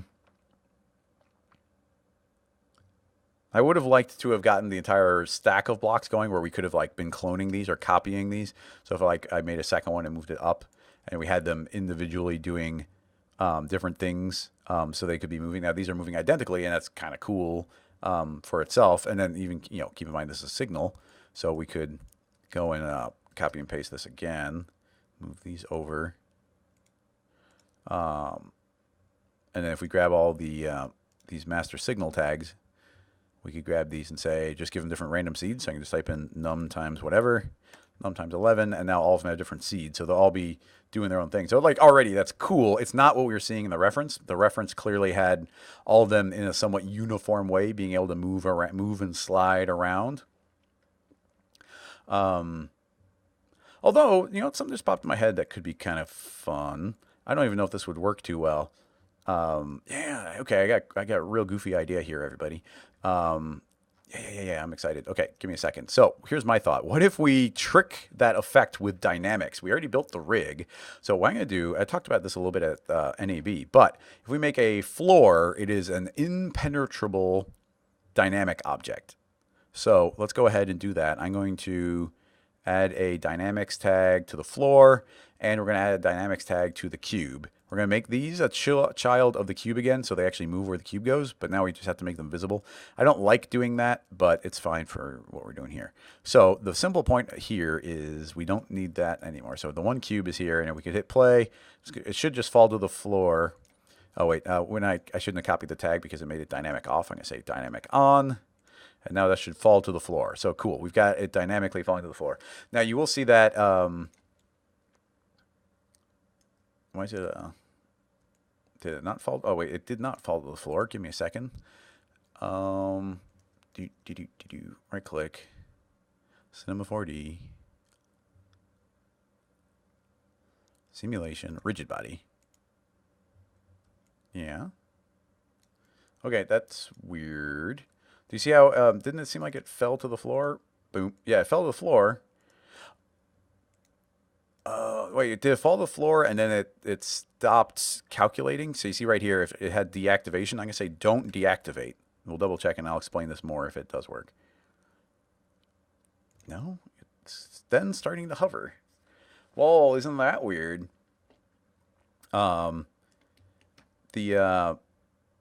It's stopping, yeah, it is stopping simulation, but now I just told it not to stop. Laser just saying check the global settings. I thought by changing out the little one, it would stop it from removing it. We got reconstitute lifetime for resting contact. I'm not sure what that parameter does. There could be something here. Not there. Reconstitute lifetime. If you have a more, yeah, so you're saying reconstitution time. I put the 0. Oh, that didn't work. Let's try doing 100. And that didn't work. So a big number didn't work and a small number didn't work. So if you have a more specific thought on it, let me know. Because that's weird. Okay, well, it seems like I did what Laser thought would work and it didn't. So I am getting a little thrown off here. I'm curious if Signal might be breaking it. Just by the nature of it. So just for fun in Signal, I'm going to say convert to keyframes. And now it's converted Signal to keyframe. So the Signal is now no longer doing anything. I want to see if it still does the same thing. It does. Isn't that weird? Isn't that weird? I'd really like to get this working. Somebody's saying to change it to a moving mesh. That seems unrelated to me. I'll try because I'm completely stumped. But we can tell it to be a moving mesh. Well, it tilted, but it's still hovering after a certain point. There is no follow. There's nothing. We made that tag from scratch. In fact, I'm going to delete the floor. Oh, interesting. That's interesting. I'm going to put this back to being a box. So by getting rid of the floor, it's falling away. Was the floor creating a problem for us?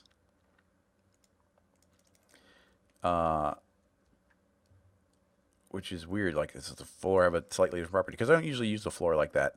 So if we were to make a plane, I'm going to make it a collider body. And let's hit the ground and let's see if we hover off on that one. We are not. It's working on that one. That's really weird. All right, well, that's fine. It would work a little bit better with the floor, but the concept should still work here. So what my thought was, going back to where we were, is if we make a big old floor and we make a copy of the plane, and I'm going to make a floor in that direction, and then we'll make another one here in this direction. So we've got 3 corners effectively. And what I want to do is we've got gravity pushing down, and that's fine. But actually, just so we have visual control over it, I'm going to go into our dynamic settings, Control D, and let's get rid of gravity. And let's go and turn on some artificial gravity effectively. I'm going to say I want dynamics, particle forces, wind. So I got full strength wind, and this wind is blowing, boom, into that back wall. So with any luck, you'll see it push back into that back wall. Now what I'm going to say is this should be quite strong. So there's a pretty strong wind blowing into that back wall. I'm also going to say that the box and all of the floors that we created should all have no bounce and no friction. So they should be very smooth. So in addition to the wind blowing backward, I'm going to create a second wind. I'm going to tell this one to blow downward. And I'm going to create another wind. I'm going to tell it to blow... hang on, I'm losing my orientations here. This one is going to blow backward into the wall. So essentially there's a wind blowing at each of the floors. So yeah, 3 different winds. So now essentially this should get pushed right back into the corner. So yeah, that's going to be stuck in the corner. And with zero friction, it should be kind of free to slide around, but it's being told constantly, hey, hang out in that corner.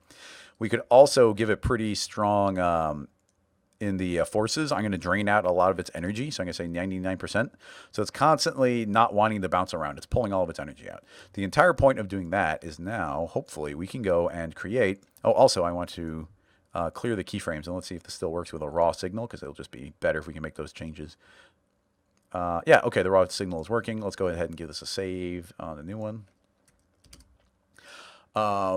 So if we were to copy and paste this cube and move it up into the air, and then let's copy and paste it again, move it up in the air, copy and paste it again, move it up in the air, and then we'll copy and paste all those and move them over. I don't want to go overboard because this will start going too slow for a live stream, but you can see that they all should move over. And now the dynamics are going to make it so they're all constantly packing themselves in properly.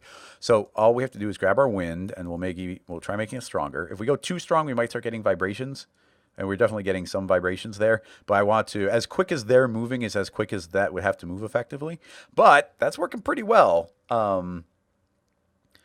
And the, so yeah, we're getting the jitter, but if these were not scaling as quickly, then I think that wouldn't be as much of a problem. So we could tell all the signal tags to slow down a little, cut that in half.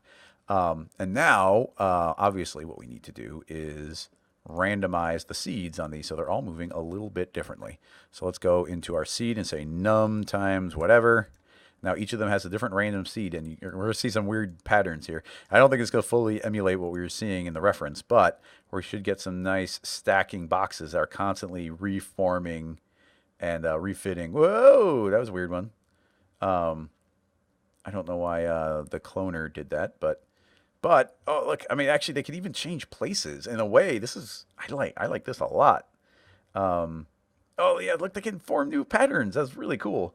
So the I think we would want to hide those planes, so we just see like the final stacking of boxes. And there's one of the cloners is getting confused when it scales. I'm not sure why it suddenly shoots out. That's just the cloner. But I really love the way these are restacking each other. And constantly maintaining this orientation. I mean, I like them being able to rotate and everything. So the only thing that we're missing is they're intersecting each other. And we should be able to fix that by going into the boxes. And I'm going to turn on, I think it's a size increment. I'm going to put a big old one here and we'll see what happens. Maybe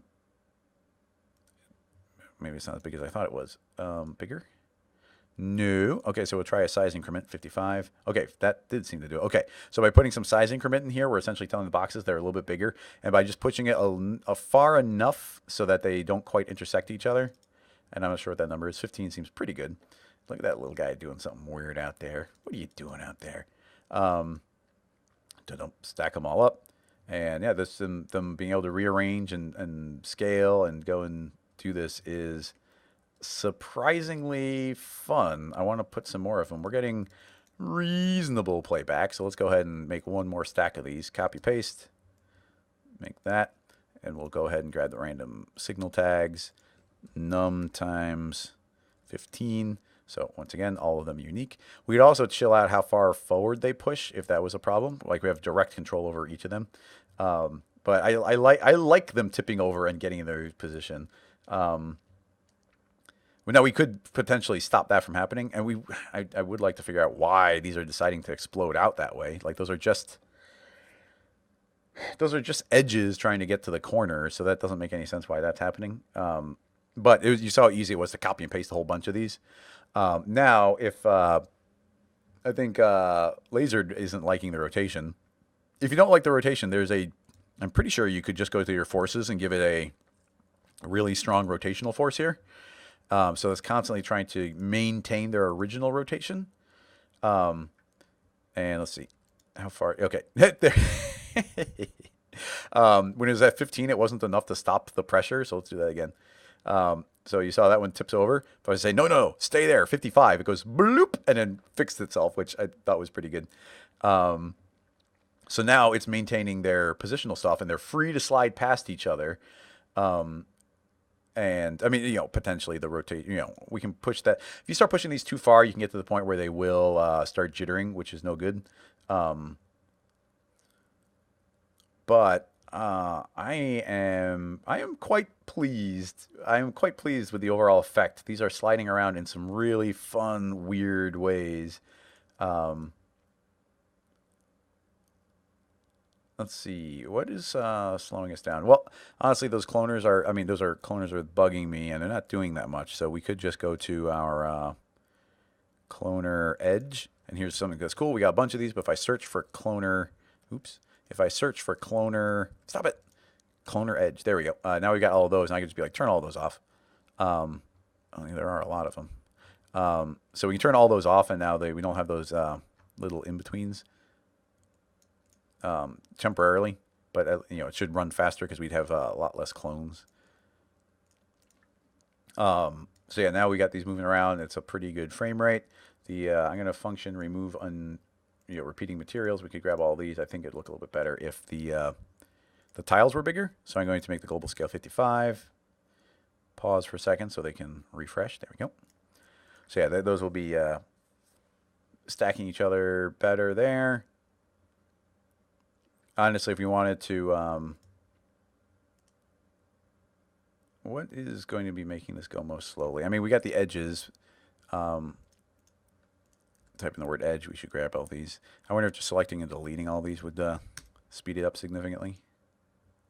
Not much, only by like a couple frames per refresh, but I'm fine getting rid of those. And I mean, we are running xpresso and signal on everything, so that could potentially slow things down. But ultimately, what I was going to say anyway was just I wanted to make more boxes, because why wouldn't you want more boxes? So this is going to slow things down significantly. But copy and paste again. Let's make another, let's stack them taller here.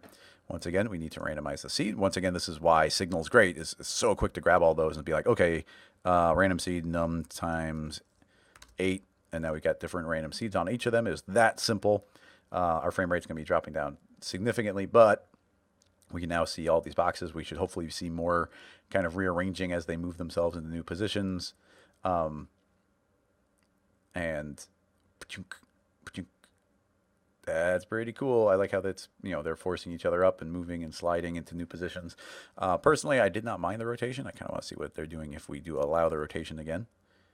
That's even weird. Why did you see how these scaled up enough where they forced some of those bottom ones down? There's so many like weird little details here. And then all of the, like, stylistically, the way these move are all just going to be controlled by signal. So by grabbing these signal tags, if we like chill out the bias, but then tell them that they have the potential of getting bigger.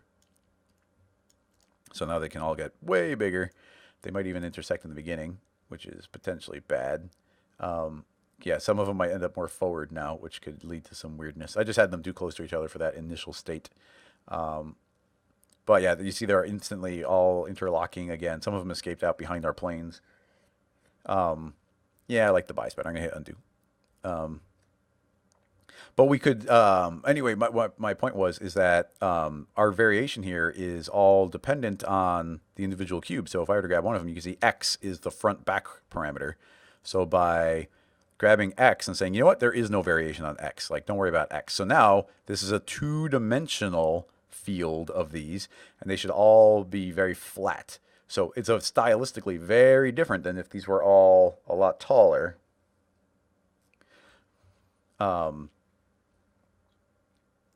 And I would like to speed them up. So let's see. Yeah, speed them up so they can move around. Crank up the bias more. It's going to be more likely they can hit their different points. We can even say 75. Yeah, it's super fun. I really am digging. I'm really digging that follow rotation 99. Let's see if they're forced to stay straight. So yeah, a large collection of these, and then zooming way up, and then kind of seeing them the way they're framed out, I think would be really fun for filming, especially if you could, I mean, especially if you're keeping the width a certain height, we could actually make a second layer of these behind the first layer. And then those could be independently doing something different. So you could really fill in those gaps so there's more behind it. Yeah, I don't know. At this point, it's just like fully just playing around and seeing what you end up with. I don't mind there being some X height on there, so those can pop forward and slide around. And yeah, like even just stylistically, now that we are controlling all through signal and all through dynamics, like you just have control over it. Like, what is it going to look like? And it's going to look pretty funky. So yeah, once again, a fun one. I like that. Let's see, we are at 4:06. Let's give that a save. 4:06. I'm gonna check the chat. Let's see.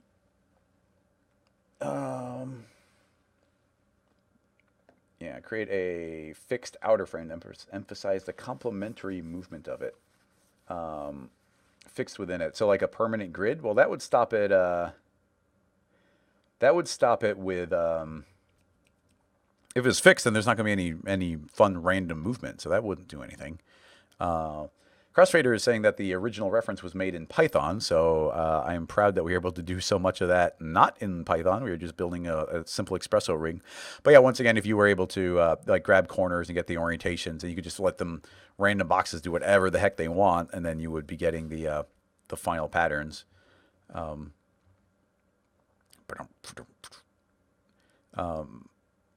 it's kind of mesmerizing just seeing them do their own thing. And then you even saw how I was changing the dynamic settings here. If we, the linear dampening, we say 99.9, and now we're going to be draining a lot of the energy out from them, so they're going to move a lot smoother. So they're going to have less kind of bouncing and forcing each other away. The very strong rotation, we could even put 99.9% angular dampening, so they are less inclined to even want to rotate. If you go far enough, then these are not even going to want to move.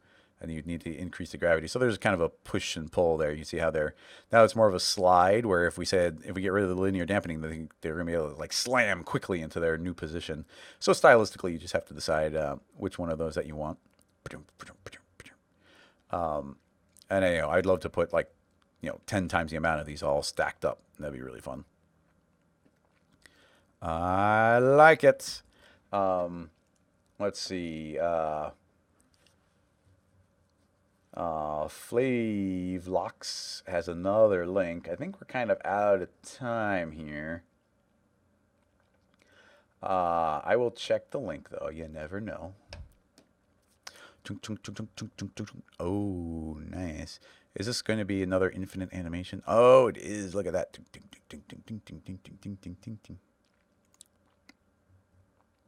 That's really fun. Honestly, a lot of these are,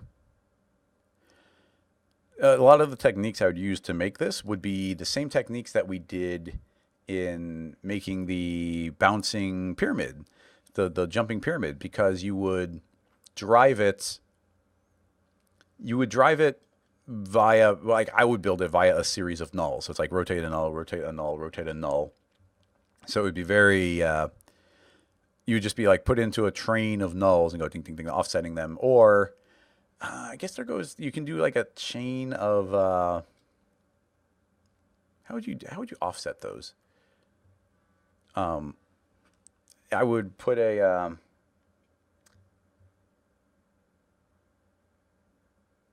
trying to think of a really easy way. I mean, I don't want to go and do a bunch of stuff here, but it would be kind of fun to really quickly do well, first of all, I didn't even look at who made that. Oh yeah, this isn't linking to anybody. I need to see who made this.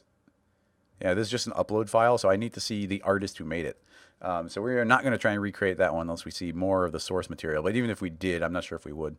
But I'm fine talking about just how can we create a rolling box a little bit more. And I might use Signal again. Just because it's easy to offset, but we can also try it with keyframes. I just don't offset with keyframes very often. But I was thinking we could do this with a null, but I'm going to do it with a joint instead, just because we can see a little bit better. So I can create a joint here, and let's go ahead and make a child, And we'll grab both of those and make a child. Grab both of those, make a child. Grab both of those, all of those. And you see I'm really quickly making a long chain here. And now it's really easy to grab all those and say the length of this is 200. Boom. And now we've got a chain of 200. My viewport has joints turned off, so let's turn those on. And now you see I've got a length of 200 joints. So if I wanted to...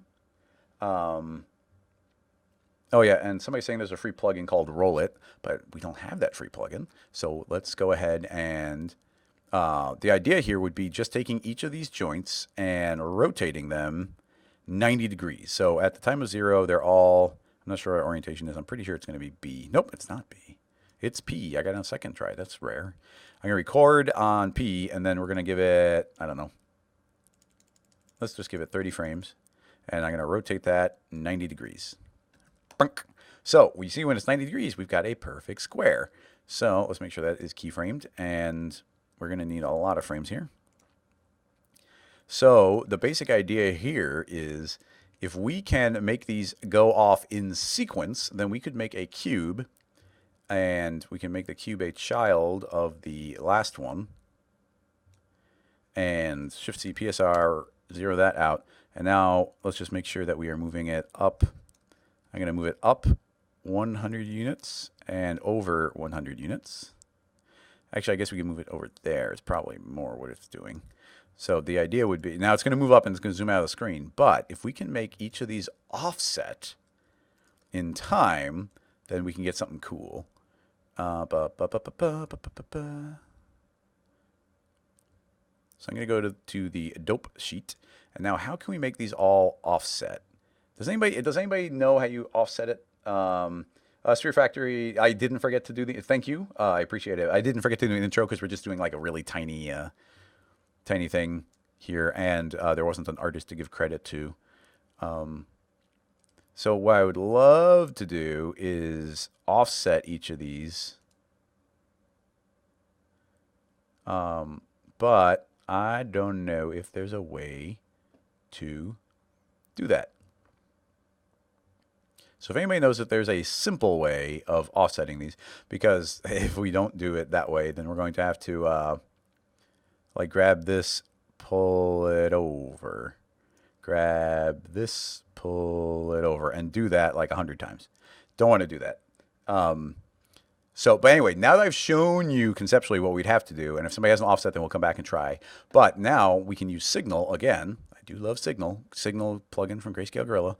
I'm going to add Signal on, and I'm going to say that it is controlling the letter P. It is going to do it, and we'll just say in a linear way. It's going to rotate it 90 degrees over the course of 30 frames, and it just does it once. And I'm going to right-click and say copy tag to children, and delete it off of the cube. Cool. So, and those should override all of the keyframes. So I'm going to just delete the keyframe out. It should be fine. But I think as I move this, you're going to see the exact same effect. You see how it's behaving exactly like we were seeing with the keyframes? But the difference now is with Signal, I can go in here and I can say I want to offset them. So I'm going to offset them by 30 frames times num. Num is their index. So the hope here is, okay, now you see it worked. It is offsetting them, but it offset them from the beginning instead of the end.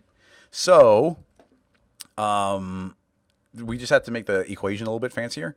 So instead of offsetting by, what is it? It's going to be, num is going to be their current number. Is it going to be like num times minus 1 times 30? I don't know. I'm going to select it. Do that. And now let's try again. Okay. It did work, but they're going into negative time. So we need to we have to push them forward. I don't know how far. So, in fact, I mean, we could, let's just see. I'm going to say negative 999. So now we're going backwards in time. And now if we rewind here, it is working, but you see it's taking almost, I was really close to my guess. It looks like it takes 930 frames. So we also needed on our equation to counter the negativeness, but now I can just say x plus 930. So now it's offset them all forward again. So now we should be able to go back to regular 0 time. And now time is 0. It's not rolled. And now you can see as I scrub through, each one is rolling in sequence. So now we get an awesome rolling cube. Now we get a cube perfectly going ka-tunk, ka-tunk, ka-tunk, rolling along, taking too long at 30 frames. Yeah, but once again, it's Signal, so it's super fun to do things like, say, end time, half the length of time, offset x times 0.5. So I think I could have messed something up, but yeah, now it's twice as fast. So, you know, that's, once again, we're finding a lot of good uses for Signal. I'm going to divide that by 3 again, and then I'm going to say x times point. Actually, I guess I'll say x. No, I guess it would be 3.3 point. No, it's not 3. It's 0.3333. There we go. Ding, ding, ding, ding, ding. There we go. Now we get these rolling. And now if we go into our viewport and say, don't show the joints, now we just see a cube. Ding, ding, ding, ding, ding, ding, ding, ding, ding, ding, ding. And yeah, there we go. No, well, I guess we did use a plugin, but we didn't have to use a plugin. I just didn't have a good way of offsetting it in the timeline. And once again, if anybody knows in the dope sheet, if there was a way that we could have offset all of those keyframes in a cascade, so it's like boom, boom, boom, boom, boom, boom, boom, boom, in a line, then that would have been a way around doing it here with Signal. Ding, ding, ding, ding, ding, ding, ding. Signal just made it so I could type in the equation, and that's the only reason to use that in this particular circumstance. But yeah, that's pretty fun, where each cube is doing its own little thing. Or each joint does its own thing independently, but that translates to the cube rotating exactly the way we wanted it to. And you could go that forward and back.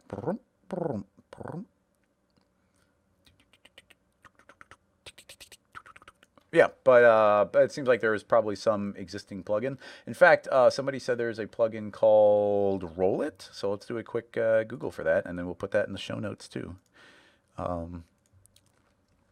Roll It plugin C4D.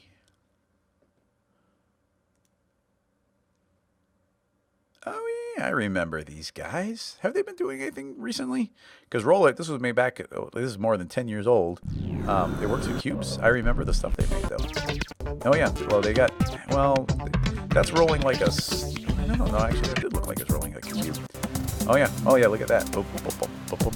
So yeah, pretty cool. Yeah, yeah, so a free plugin to go check out if you wanted to do it an alternative way.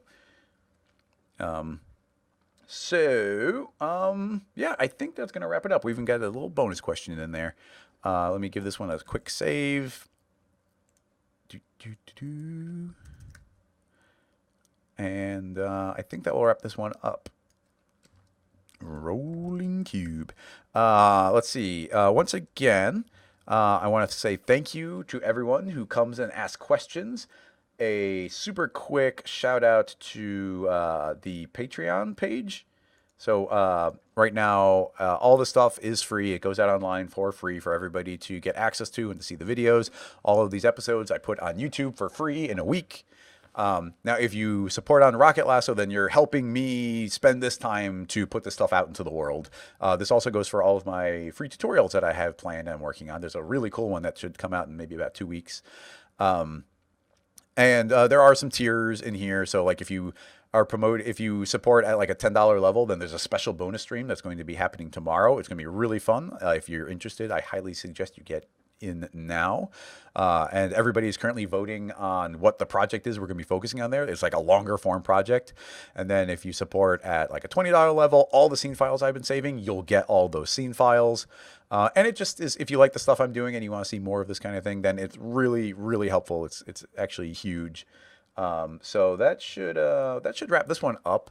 Thank you so much, everybody, for coming in, hanging out, giving links, and helping in the chat, and just chatting back and forth. If you are not already on the Rocket Lasso Slack channel, you should totally jump on. I'm going to be fixing up the notes underneath the Twitch page so that there'll be links to a bunch of stuff. I only just did it before the live stream, but right now you can go to RocketLassoSlack.com, all one word. And then you'll be able to request to join into the official Slack channel. There's going to be some fun group projects going on in there soon, and so kind of first place to get news and information on how things are going. Let's see, is there anything else to mention? No, I think that should be it. The official website, because right now at the rocketlasso.com is a temporary page. The official one is getting worked on. It's starting to look pretty cool. I'm excited about that. Yeah, I think everything else is going really well. So one last thank you, everybody, and I am out of here. So I'm going to say goodbye for real. So goodbye, bye, bye, bye, everybody. Bye, bye, bye, bye. You can still hear me.